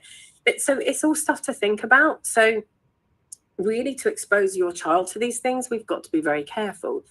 Who's it for? Which is what we said earlier, and why do we do it? I think one of the things we really have to realize in the world of BDSM is the fucking word privilege. Your privilege really matters. Look, if you want to really understand about color more than anything, race, BIPOC, whatever we want to call it, whatever you are comfortable with, because I think we use these words. Actually, what you need to do is speak to the person who's right in front of you and say, what word are you comfortable with? That's what we have to ask, because different people are comfortable with different things. So it's really important to ask. But actually, there are some really good studies around on the overwhelming whiteness of BDSM, and it is a fucking white environment. There's a really good 2020 study. Tashra do lots of investigative stuff and research on this. I would recommend Tashra more than anybody.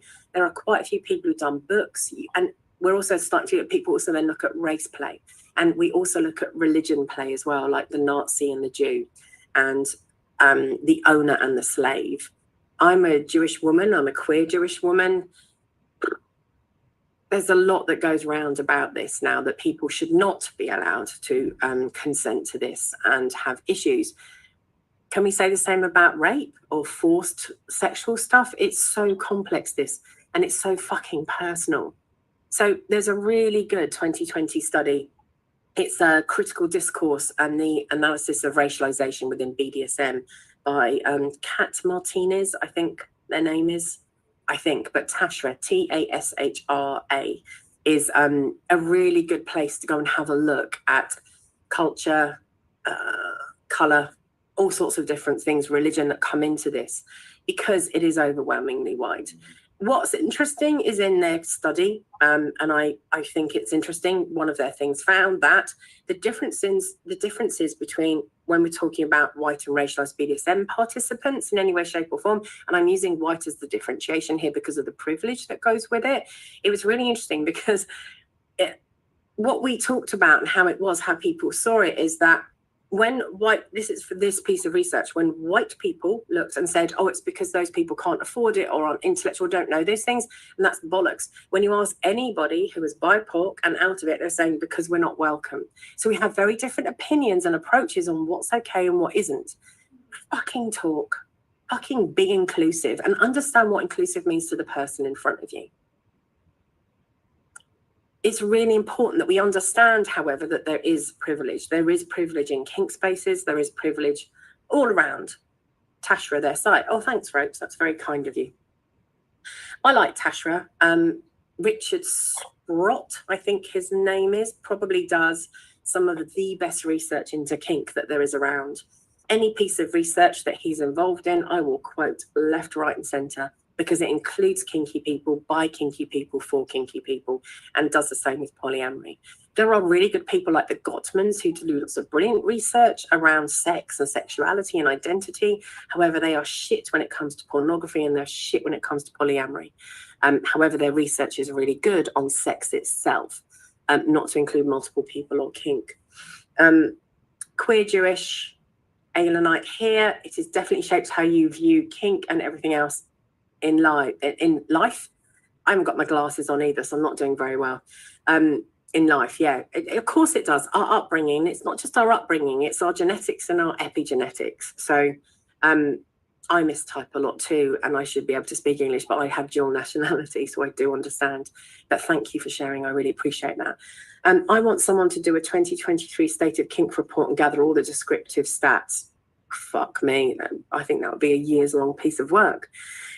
So I think it's really important that if you are going to engage in any way, shape or form, you have to understand privilege, and you have to understand that that is about race, that is about religion, that is about gender, and it's also about age. We have this really interesting assumption that people who are older on the scene means that they are more experienced. Do you know how many people come to the scene in their 40s and 50s and have no experience at all? Huge, really huge. And I think we've got to be really careful about assuming that age equals knowledge. It can often equal power, because it might be those people have had jobs for longer or not. Again, I'm not going with any assumptions. More than under 25 in my experience. Yeah, I'd agree with you. I think there are more older people coming in. I think the younger crew are coming in more and more, but a lot of people don't want to join in on the scene. And we just have to be aware of the fucking privilege that older people have, because they might be more assertive or they might not be. Let's fucking find out. What if they're neurodiverse? But do not assume, please, that age means that they have experience. There's a few universities that have set up BDSM societies though. So yes, and that's ever growing and it's becoming huge. This workshop that I went to the other day, it was full. There were over 100 people in this workshop in Brighton. And actually, do you know what? I was really surprised that the age, actually, I think Brighton's quite alternative anyway and quite different, but there were all sorts of people in this workshop and I just fucking loved it for that alone. I didn't like the workshop. However, I thought the people that were there was really, really cool and good. So we have to think about this. We really do have to be careful. We have to be careful about gender. We have to be aware of positions of power. We have to be aware of positions of power when it comes to anything. Do people agree with that or not agree? What's your experience around that? Please do write and say if you want to. Poppy, what are your thoughts on that? I agree, and I think also some of the other privileges that we haven't really covered, financial, I think it's a huge, even parenting. Educational. When you look how many events are run by people who are parents, because they have the privilege of time, the privilege of ability to be able to do things.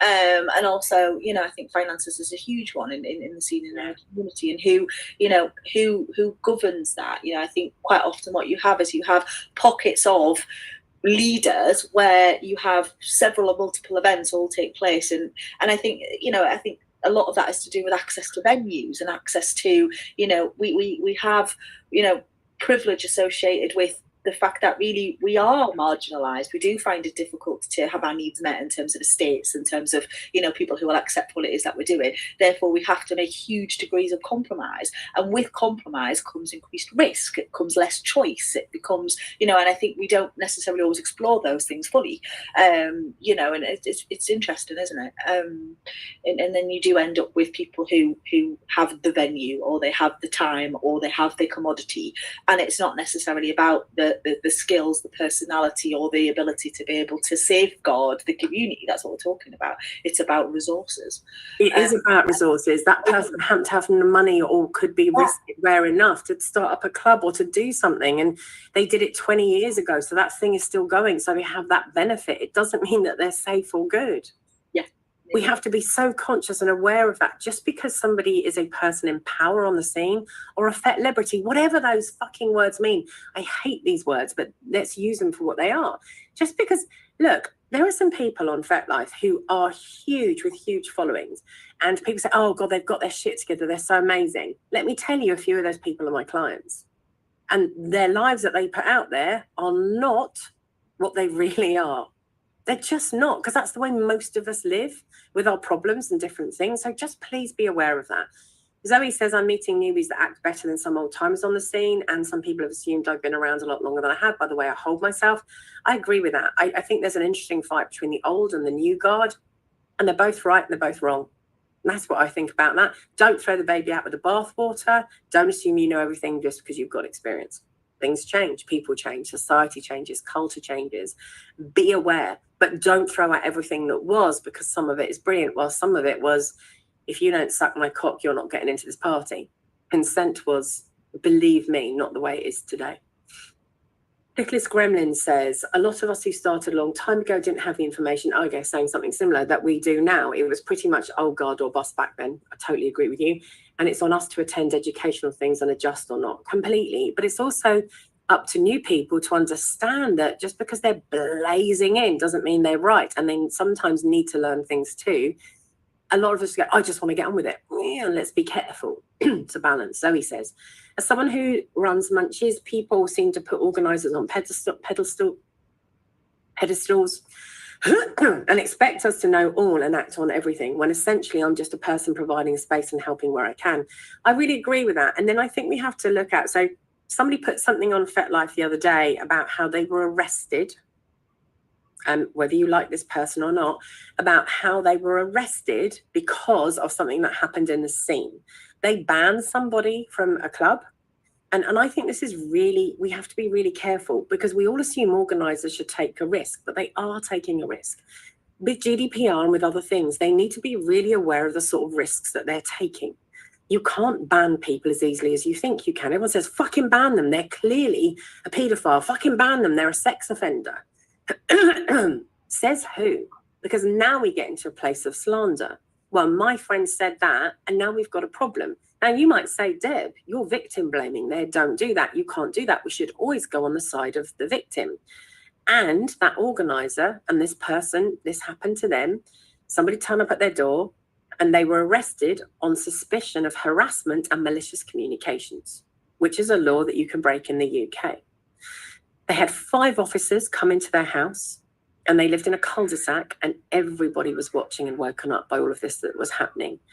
It took a year or two, and it came from an incident that somebody had mentioned a year before and said there are multiple accounts about this person's behavior, that it was bad. And this person was satisfied that those accounts were genuine, so they'd said to this person, you are not welcome at any of my events, you're out, which is very common practice for an organizer, and organizers talk and everything else as well. And because they shared that fact, this is what happened in Rye, rather than you have to ban them, that person thought that they were doing an okay job. Everyone had decided to exclude this person, but this person was contacted by a police officer, and they were said, actually, it's fine. We've got an NFA, which is a no further action required. But then months and months later, a victim has a right to review that in the UK, similar to America, actually. And this person was taken to the police station, had their pockets emptied, had their shoelaces taken away, and sat down, fingerprinted, swabbed for DNA, photograph taken, and put in a cell for hours with nothing to do. Had the same conversation that they'd had 5 months before and everything else as well. So couldn't speak to anyone, no phone, had all their electrics taken away to be investigated. Now, after months, they were informed that no further action was going to be taken again. But you've got to think about, there is a real risk for organisers to take and share this information as well, which nobody does. Because what we say is, you should just fucking ban them. Actually, what you need to have is a full policy in place. David and I argue a lot, who runs LAM, right? We argue a lot. We disagree about a lot of things in really healthy ways. I believe I'm there to keep his behavior in check, and it doesn't always work. And he believes he's there to keep mine in check, and that doesn't always work. We have one of those relationships where I will say, I think you're in the wrong, and he'll say the same to me. I'm not advocating saying he's a fantastic, beautiful person, and he's not saying the same about me. That's not what that's about. One thing I will say for him, as much as I fucking hate it and it pisses me off, his knowledge of GDPR and his knowledge of the law and his knowledge of making sure you have proper procedures in place if you want to complain about something are second to none. He has really strict policies on how you complain because he doesn't want to go to jail for that sort of thing. So we have to be careful about calling out event organisers for doing something wrong, because they can fucking go to jail as well. And I think people really need to understand that. And I don't know if you were aware of that or you understood that. Let me read lots of these messages. It's across the country. The younger generations have definitely removed a lot of the areas of old guard attitudes and improved the scene across the board by increasing inclusivity and more. Organisers are often thought of as community leaders, which to me is a mistake. Providing a space for people to socialise or explore is not the same as someone you can go to for guidance. And interestingly, Rose, because the problem is that's what people do though. Again, those positions of power. If you've got somebody who is charismatic, charming, knowledgeable, self-aware, everybody wants to fuck that person. When I was with somebody who used to run, and this is years ago, a Yahoo group, it means nothing to most people nowadays. They were one of the big things, like after IRC channels and IRC, and there were different ways of Kinksters being able to talk. And the internet was a really new invention for a lot of us. Yahoo groups really took off at that time. They were like little groups. And you also had informed consent after that a little bit, and then during as well. Anybody who ran anything like that, like the person who ran informed consent, my partner who ran a load of munches and ran the Southern UK Spanking BDSM Yahoo group, I helped him moderate that group. Every day he got offers of sex and play. Why? Because he was in charge, because he ran something, because he did something. We have to be aware of that sort of power. So people do assume that they're people to go to for guidance. Zoe says, some people know enough of how to act, even out of kink, regardless of age, but I notice it's older people who aren't behaving appropriately. I'm going to argue it's all ages. I think older people are more stuck in their ways and think they're right and listen to very old-fashioned ways of doing things, which now isn't in society. Simon says, was it Socrates said in Bill and Ted, true wisdom comes from knowing that you know nothing. The fact that you said it's from Bill and Ted rather than Socrates also makes me laugh. I read the same writing, Debs. It's scary. Phone confiscated too. Yeah, your electric's going. Zoe, I know the incident and was nearly dragged in, and this was a wake-up call for me as an organizer. What's wrong with me as an organizer and my approach going forward? But this is what people don't get. We just say, you have to back this victim. You have to do something about it, and you have to ban. Are you willing to go to jail for banning?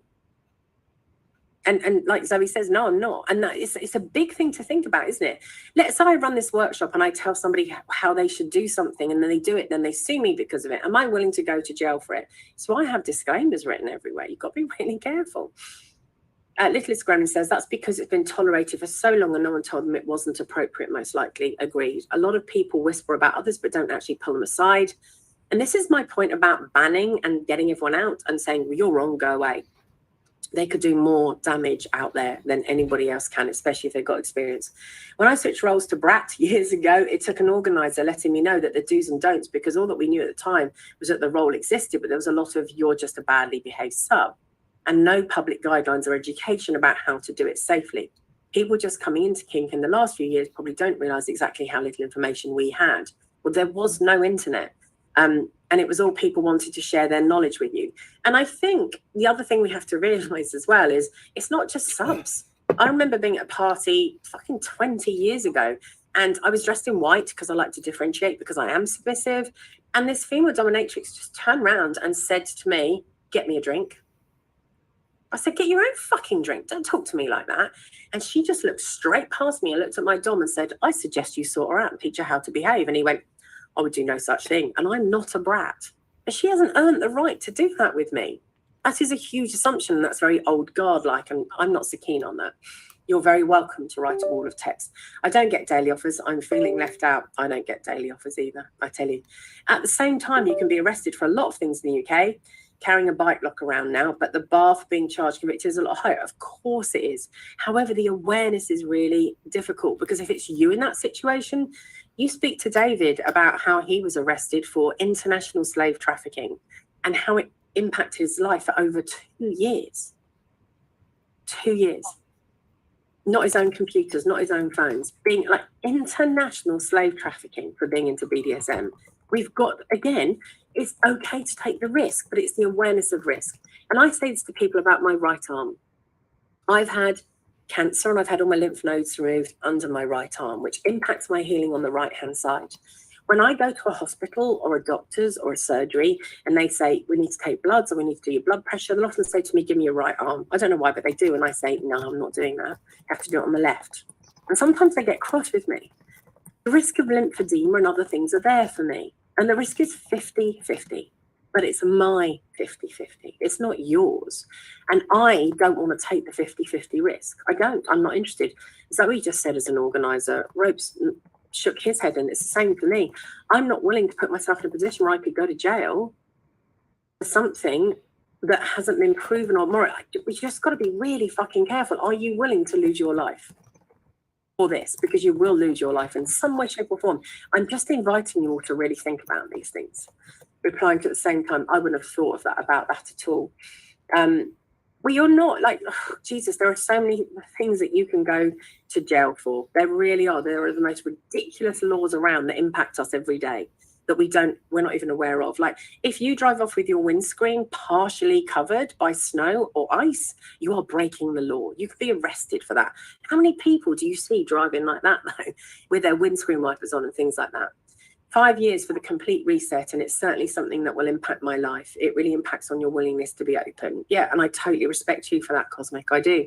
I was there with you through it, and I saw what it did to you. And the thing is, where we go, and this is what we've got to think about, is there's no smoke without fire.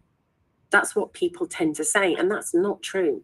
There's plenty of smoke without fire, and there's also fire without smoke. There are people that are doing things under our noses all the time. And there are people in very strong positions of power that are doing things that aren't okay. And they're clever and they're manipulative about it. They show you one side and not to the other. And impact matters, you know, we talk about that all the time, don't we? So, you know, we're talking about conviction, we're talking about being arrested, we're talking about whether you're prosecuted for an offence, you know, it doesn't necessarily have to come to that. It can be the mere speculation of, is it going to have an impact on employment? Is it going to have an impact on your ability to be parents? You know, whether social services get involved, your relationships with others, whether you fall out with your family, you know, is it going to have an impact on your ability to socialise? Is it just an actual fact you haven't got the resilience to deal with the fact that you feel that you've been bullied, you feel like you've been ostracised and intimidated? What is the impact on that? You know, impact's such a personal thing. I read something recently that said, well, it's only banning from an event. And I'm like, well, you know, half of us here wouldn't give a flying fuck if we were banned from an event, and half of us would be crying in the corner.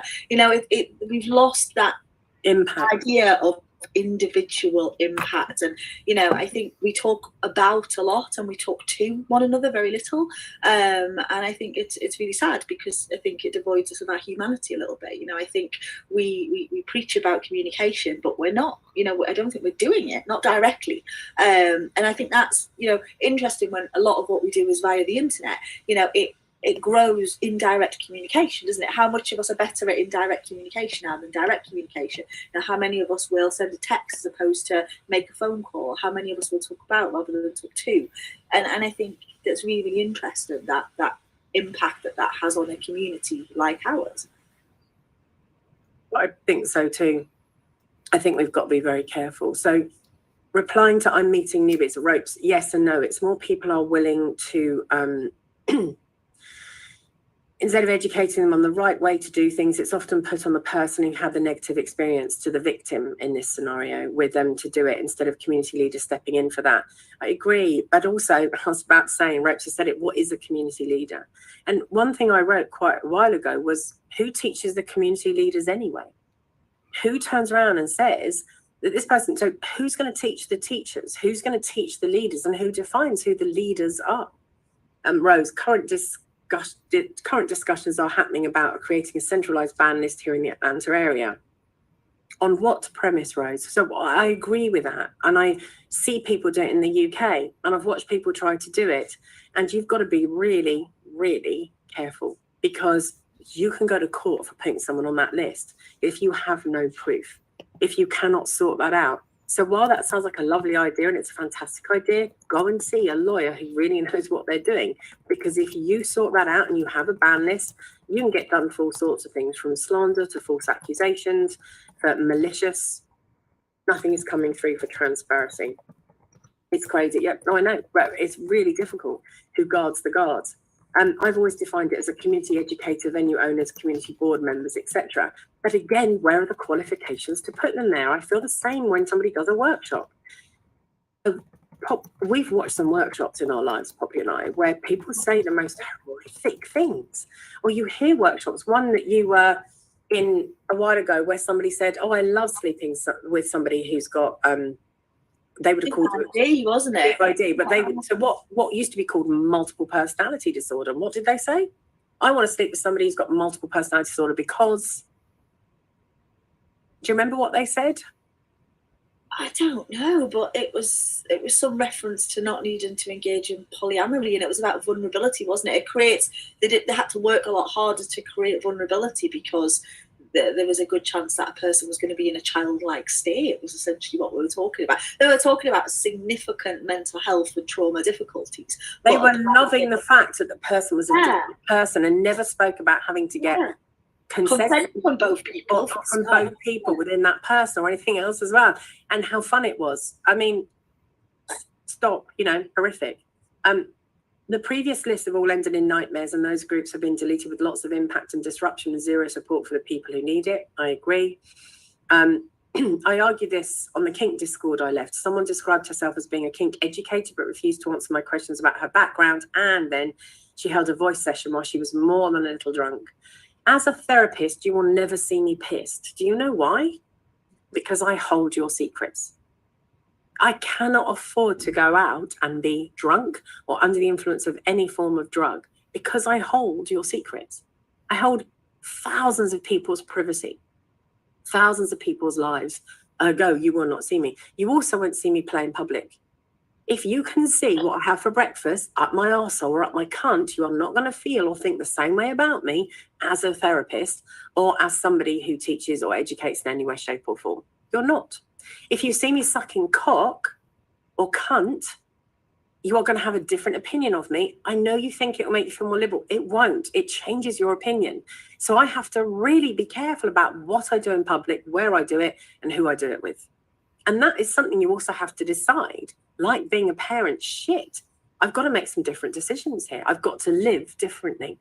I'm a big believer in committees to run things. I'm a big believer in let's have a diversity. Let's make sure we've got people who are fucking just different to everybody else as well as the same as everybody else. It's all about inclusion. It's not about leaving a group out. It's about including all groups. So I think things can run better when we do it. Exactly what you talk about at the beginning of the workshop. What makes it safe to be vulnerable and to have a team which, there is real honest, authentic communication. And that is, I would love to see a community where we have committees and it is safe to be, and to be able to honestly be able to answer those questions that yes, we can make mistakes here, we can hold one another to account, we're not surrounded by yes people, we're able to have differences of opinion, we're able to make mistakes. Those are those mission statements for these spaces and the people who lead these spaces. But I don't think we'll ever get past the argument of who should be on the committee. That's kind of, maybe I feel a little bit jaded at the moment, but that's kind of how it feels in terms of where we are. It's interesting, isn't it? And I think consistency as well. We are so inconsistent. That's one thing that you and I don't even agree 100% on everything all the time. There's things that you do that I do slightly differently, and that's absolutely fine. But we're both consistent in how we are and how we behave, and people can expect that from us. And I think it leads into what we were talking about earlier on. We have lots of community leaders who, unfortunately, they don't have a framework, they don't have processes, and they have the inconsistent application of things depending on how they view themselves one day to the next, but also how they view you and why they view you in that way. You're a friend or you're not a friend. And I think, we need to be in a position where we have people who will challenge, where people will hold us to account and will say, well, that's a little bit inconsistent. Last time we did it like this, why are we doing those things? I think we should all have friendships like that. Personally, I want to have somebody in my life who will say, what the fuck are you doing at any given time? And I think as a community, we need that as well. I think it's really, really important. But I also think we shouldn't shit on our own doorstep. If you employ people or if you have staff at your events or at your groups or different things, don't use that power, don't sleep with them, don't do those things. You need that distance to really help you. You need to be slightly separate, and it influences how you are then in the kink community. If you use your position of power to sleep with a lot of people, look at what's happening around the rumors about The Voice. Look at all these different things that are happening in different communities and the amount of times that people are brought down because of this use of power. How do we use that power for a kink influence or anybody else? We've got to be really careful. And people are saying here, like on this server, that this person who was an educator was drunk and doing things like, oh God, and what makes that person an expert? How can you show me that you're an expert? What have you got to prove? Who's going to stand up and talk for you and say that you are willing to do those things? And I think as a society, our threshold when it comes to abuse of power is changing significantly. Now, I remember I'm old enough to have been in a position of, attending safeguarding training for many, many years. And I remember when it was a new thing, when there was a different age of consent for somebody that you were in a position of power in the UK came into force. It was, oh my God, we're held to a higher standard. We have a higher amount of accountability now because that position of a power is recognised. and that wasn't that long ago, not that old, you're not even 40 yet. However, now the standards that we hold, you look at what's happened in relation to Philip Schofield and other celebrities, it's not the only one in the UK, about that abuse or even perceived abuse of power. In lots of these cases, a crime hasn't actually occurred.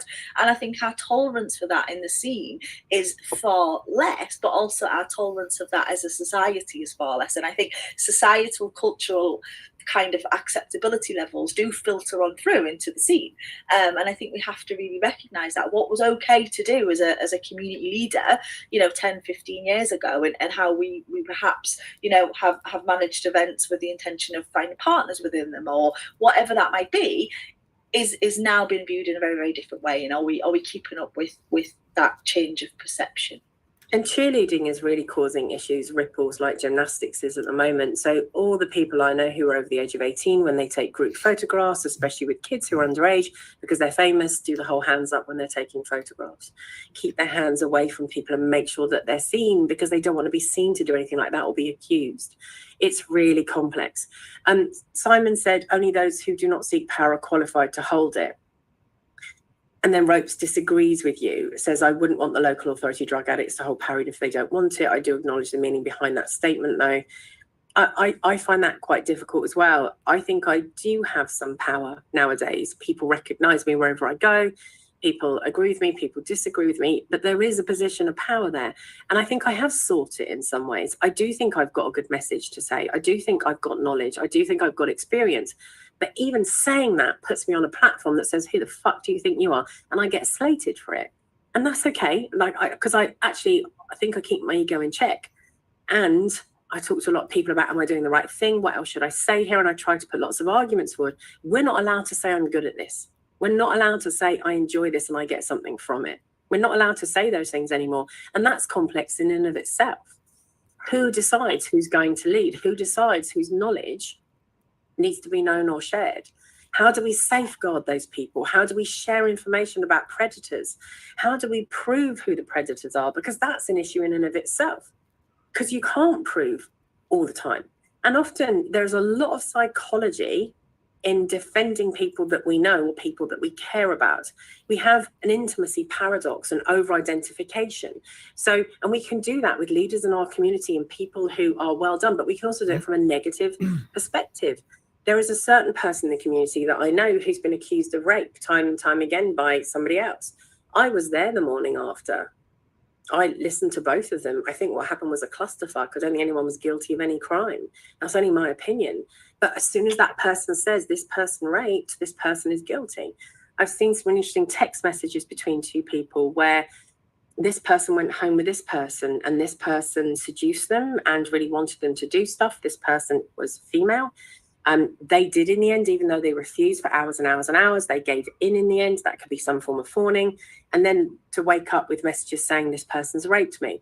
Now, for all of those occurrences, there are fucking hundreds where sexual assault has taken place. So please, let's get the perspective right. But that doesn't mean we should miss this either. How do we find that balance? I don't know how you will feel about that. I think that's a really difficult balance to do, because when we've got over-identification, how do we work with being accountable? Because it's really difficult. I believe with relationships are like peristalsis, like a good bowel movement. When you're in a relationship, we come away and we come back together. We have a good shit and we get it all out. But as soon as we break up, that kind of goes everywhere. We have a disagreement with somebody. We change the way we perceive people. And we look at risk and different things and say, it's really hard to say that this community that I'm part of is a risk. It's really difficult to say that, because that intimacy paradox that we go through leads us into really dangerous situations with familiar people. And I love the intimacy paradox. If you listen to Stephen Riker, he's done a lot of research on it in different ways. And it really is an issue. When we love someone, when we're with someone all the time, we can't see the bad that they're doing. It's really hard to step back and have that supervisor, that person, that different thing on your shoulder to turn and say, what is it that they're doing? And yet, more and more, we're becoming more aware. We are all clinical psychologists because Google taught us everything, aren't we? We're all lawyers. We can identify everything and we say, and I'm not even allowed to fucking diagnose somebody. My qualifications, if I worked in Italy or America, would allow me to diagnose. In the UK, they do not allow me to diagnose. Because of transactions, I can if I were in Italy or somewhere else.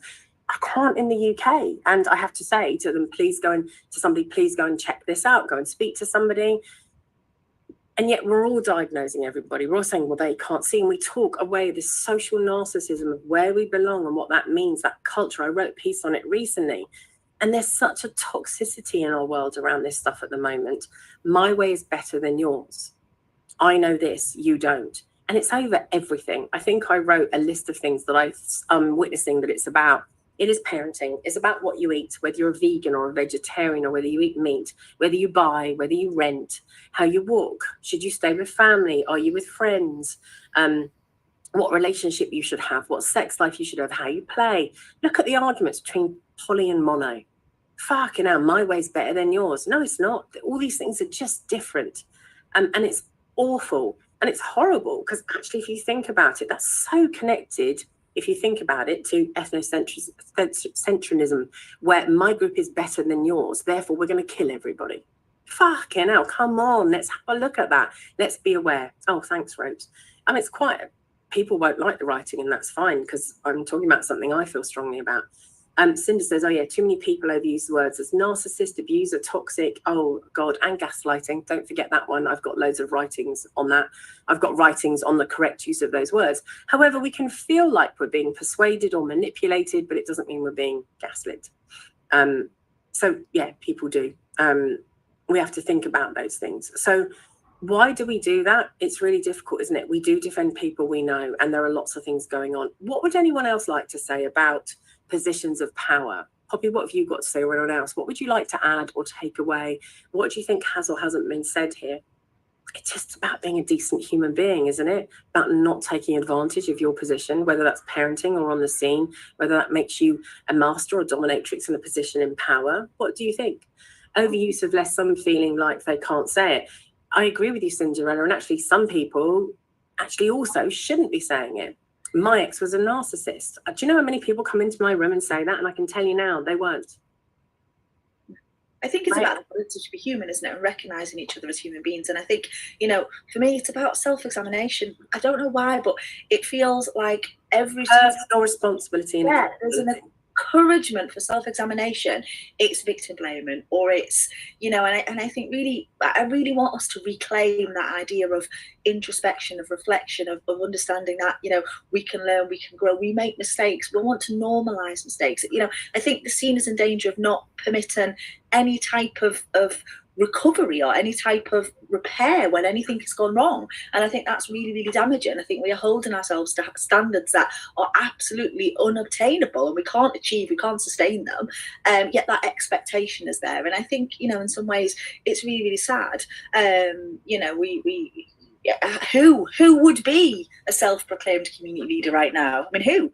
I think me and you are, we've been around for a long, long time, probably 60 plus years between us, 70 years between us. We have a degree of understanding and knowledge, and we're still, I rang you before this workshop and said, oh my God, this is a contentious workshop. It's the first time ever I've been nervous about some of the topics that we're going to cover. We both saying that, we're thinking twice before we post things on the internet, or what grief are we going to get for this writing? I think, well, at the moment, we're in danger of being our own worst enemy in this community, if that is the position that we are currently in. It's okay to be wrong. It's okay to disagree. It's okay to fuck up and lie. Yeah. Nicholas Graham, you said, we're using terms like narcissistic tendencies instead of actual diagnoses of narcissism is better or just as bad. It's fucking way better. Because I'm telling you now, we all have narcissistic tendencies. Everyone is a little bit of a narcissist, which it just means putting yourself first. And if you really want to get into it and you want to look at why someone is a narcissist, I'll show you a history of abuse like you've never seen. So they have to put themselves first. I'm not saying that's right. No, you're not responsible for the hand of cards you're dealt, but you're fucking responsible for how you play them. We all do this shit. We all get it wrong. We're all narcissistic. We all gaslight. But when we start to say, you're a gaslighting, narcissistic manipulator, now we've got a problem. Because that person will be ostracized potentially, or awful things happen. And let's say they're neurodiverse. So let's say my neurodiversity can really get in the way of how I communicate sometimes. I really have to think about it. Because I can touch or go a bit enthusiastic, and I just think, oh, no, don't do that. That's not healthy. That's not sensible in today's world. So, and actually cosmopolite, there you go. I agree. I think everyone has to normalize the fact that everyone violates consent at one point or another. And also, I've got a writing on the difference between abuse, abuser, and toxicity. A lot of relationships are toxic. And when you watch those relationships break up, each person goes into another relationship. Those relationships aren't toxic. It's about chemistry, good and bad.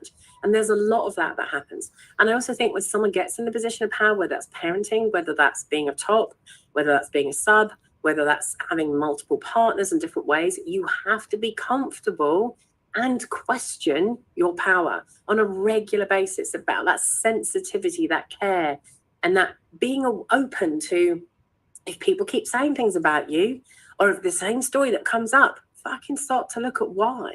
Look at your own personal responsibility. My part in that was this.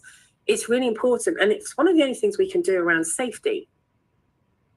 That's really difficult. Cosmopolite, I've stopped saying consent violated because it turns into an us versus them. Everyone has violated consent. Yeah, actually, I like that. And Rope says, avoid the ones who never say they've made a mistake. I'd say that all the time, Ropes. When I'm dealing with people and I say what's gone wrong, like if I'm dealing as in I'm maybe negotiating or doing something, I'll often say what's gone wrong and how did you handle it, what's the worst thing that ever happened. And if they say nothing, I probably ain't playing with you because everything goes wrong.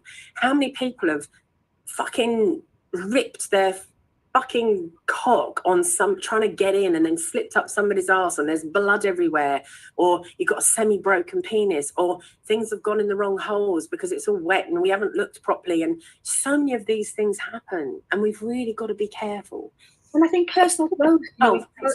You're like my personal secretary. Thank you today.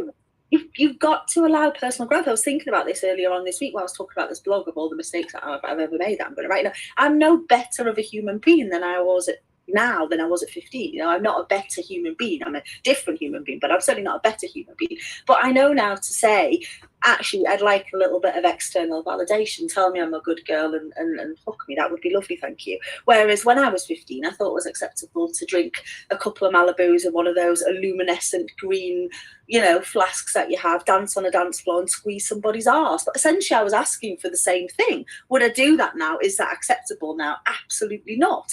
But am I a better human being? No, I've just learned better ways to ask for what I want, better different ways. Different ways. I'd argue probably better ways, to be perfectly honest, but certainly different ways to communicate. And for me, you know, I'm a huge advocate of empowering people to learn those ways, whatever they are. You know, we're not all 15-year-old girls groping arses at nightclubs, thank the Lord. However, you know, what are the lessons that could be learned? Because we can all learn. You know, I think hopefully I'll be sitting here at 60 years old and I'll have different ways of communicating than I am now. And I think if you do that, I'll be 80. I'm not doing this when I'm 80. You are from a nursing home together. But now, you know, I think we've lost the ability to recognise the importance of growth a little bit as well. You know, we expect us all to come into the community or to be human beings in a way that's really, really perfect.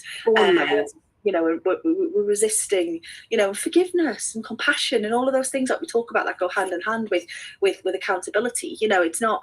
I love that. I did an interview recently, and the person said that what was his style of leadership? It was all about compassionate leadership, and they said, but you can't be a compassionate leader and not have accountability and hold accountability in high regard. I was like, yeah, right, you got the job, brilliant, you're in, you know. And it's like, but I really, really believe that, and I think we separate them out so much. You know, we need to join those things together and just allow ourselves to communicate directly and to be human. That's the soapbox that I'm going to get on and live on for a little while. So Zoe says, I have learning difficulties, and yet how I talk and type is ripped apart and twisted in small portions, commented on instead of the overall thing I was trying to say. And yet they know I have difficulties. Yeah, I don't think people are kind. No. Thank you for putting my writing on. I really appreciate that. What is a better term? FetLife tends to use that for every type of CV. I've stopped saying consent violator. Do you know, I've got a writing called the clusterfuck because most of this stuff is a clusterfuck. There wasn't a violation. There was a clusterfuck. It all went horribly wrong. What are both people's or all people's accountability? And Sadly, in the process, some of my risk, especially as a bottom, is I might get hurt. And I do get hurt, and I have permanent injuries from BDSM. I have permanent psychological issues with some of the stuff. That sounds very dramatic. I don't mean it quite that way, and I've done a lot of work on myself, but there's stuff that stays with you. And I've made mistakes as well.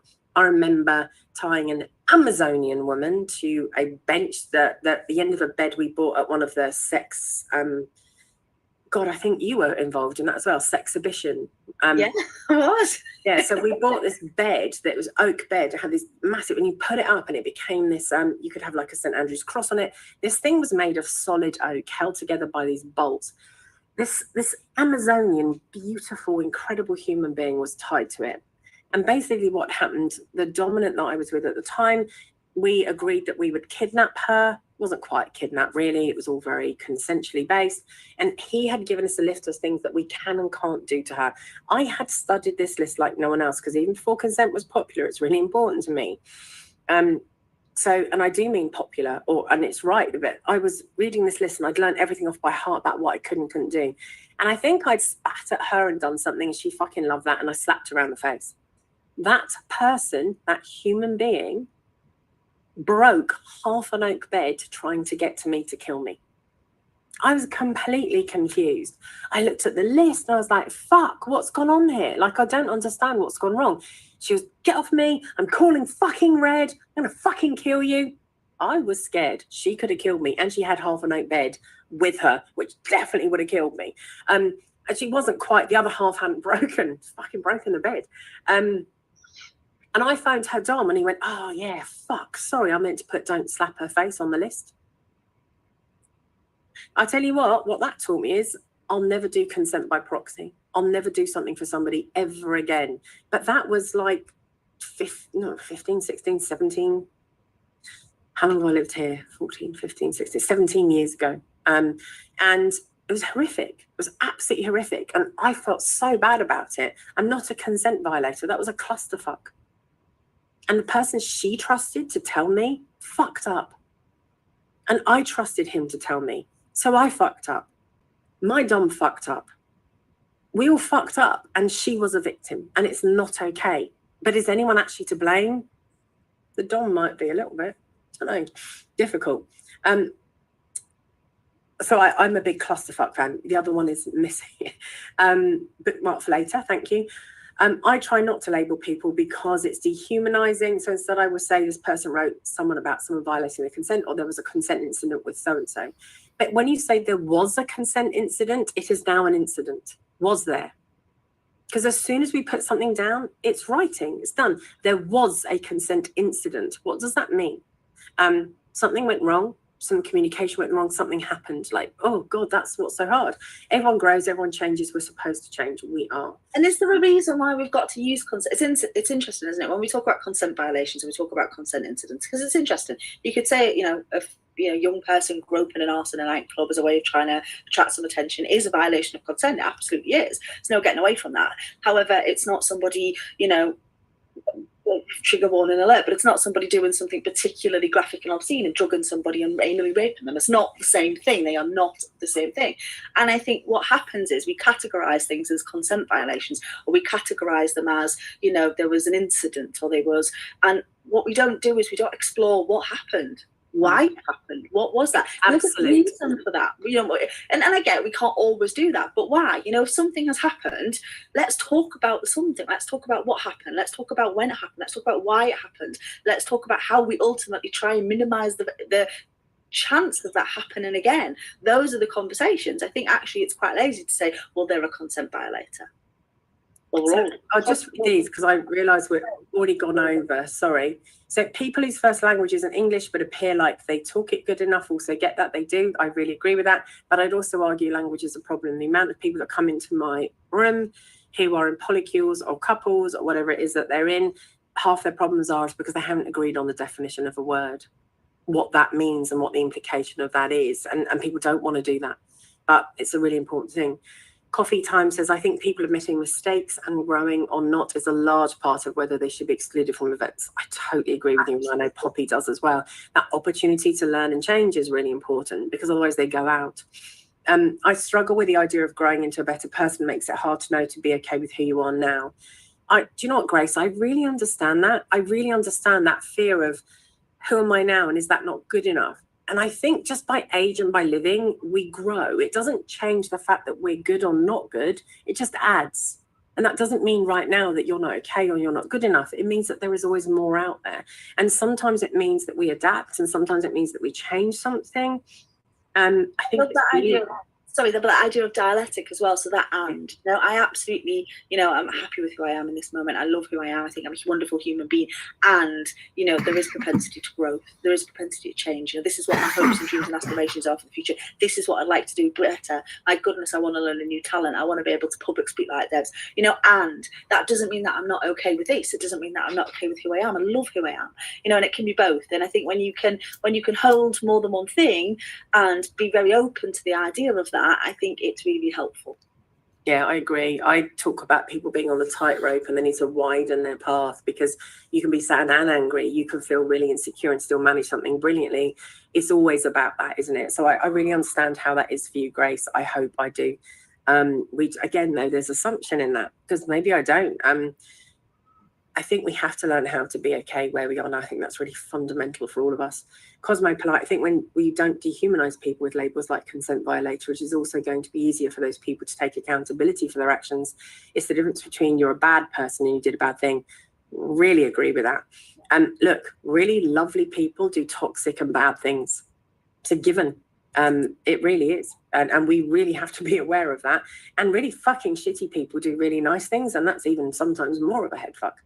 Master Jim, I won't do pick up play. Just too much room for error for me. I really understand that. Sim, did you put 2 links? Oh, thank you. One on the clusterfuck and the other one is about consent. Thank you. I really appreciate you doing that. Thank you very much. Cosmopolite, consent incident is a situation where someone feels that their consent has been violated. It's a broader term. I understand it. And the problem is there's no smoke without fire. Oh, it's really hard. Conducting a root cause analysis. Yep, I agree with that. And Zoe says, so the other week I went out with friends. A friend got drunk, too drunk for me to send them home in a taxi alone. And I didn't know his actual address. He stayed in my bed, and I knew and put myself in a position which could end terribly. He did indeed attempt to start sex. Oh, I made a firm. Shit, you didn't make a film. You'd be in more trouble. Sorry, Zoe. I made a fucking hell. I've just screwed that up. I apologise. I made a firm nope. You're too drunk to consent. Go to sleep. He said he wasn't, and I stood firm. Congratulations. I'm really glad you did. Proud of you for that. Nothing happened. He fell asleep, but I absolutely know I put myself in a position, and you would have to be firm if it started. He didn't remember it the next morning. Oh God, yeah. And apologised and was embarrassed, but all is well, just aware it might not have been, but also would have been prepared to minimise and leave the bedroom or flat. And yeah, so that awareness is so important, isn't it? I really get that. So I'm sure there's lots we haven't covered because this was such a huge subject. Poppy, what are you doing next time? Because you're taking the lead on the next workshop. Apparently, I'm still stuck in that idea of there's so much we can learn from the NHS and certain systems, and the mention of an RCA, the root cause analysis there is really kind of made me think, yes, that's what we need to be advocating more of. We need a tool for doing that. So I'm lost a little bit, but what are we doing? Are we doing trauma-informed kink? That's essentially what we're doing. Trauma-informed kink relationships, Ropes, you'll love that one. Yeah, hopefully trauma-informed kink spaces maybe as well, and seeing events, see how much we fit in. I'm not going to be as ambitious as you in terms of the content. I'm going to keep it to trauma-informed kink spaces and relationships, and then if we have any time at the end, we can maybe open it up to something else. But that's the plan for. Is it next week or in a fortnight? 2 weeks. Yeah, 2 weeks time. Yeah. And I'm looking forward to it. What channel are you on tonight, Poppy? You've just been asked by Roy. Oh, have I? I've just lost. It's ITV, but yeah, I know I encouraged you all to watch it, but that's one of those things where I was like, oh, I've got regret now. But yeah, it'll be at the 10 o'clock news on ITV. With you over everything. There was a tiny little clip of me looking at a letter, wringing my hands and being forlorn and saying what a big impact it's had on me and my family that my operation's not going ahead. And there was a 20-minute political statement that was cut out. But ultimately, again, that lesson of I had my red line, I had my line that it had to be very, very clear that I was in support of this and not against this. However, that spin is still there, and it's still there strong. And I think, you know, that's what is the spin. What's the spin in everything in life? We're all spin doctors all of the time. Yeah. So thank you, Grace, because you said thanks to you both. Looking forward to the trauma-informed sessions. Thank you. And Little Scrum, you said I'd love one on fear responses and how to work through them for people with trauma. That's exactly what this is about. That will all be covered. I'll be covering behavioural theory and all that kind of stuff, and there'll be some practical panic attacks, practical stuff. Poppy's going to take the lead, and my mouth never stays shut for that long, so you know that'll be normal. Thank you all very much for coming, and I'll see you all soon. See you later. Bye. Walk away. Oh, thank you. You're saying lovely things. Thank you. Thank you all. See you later. Bye. Recording stopped.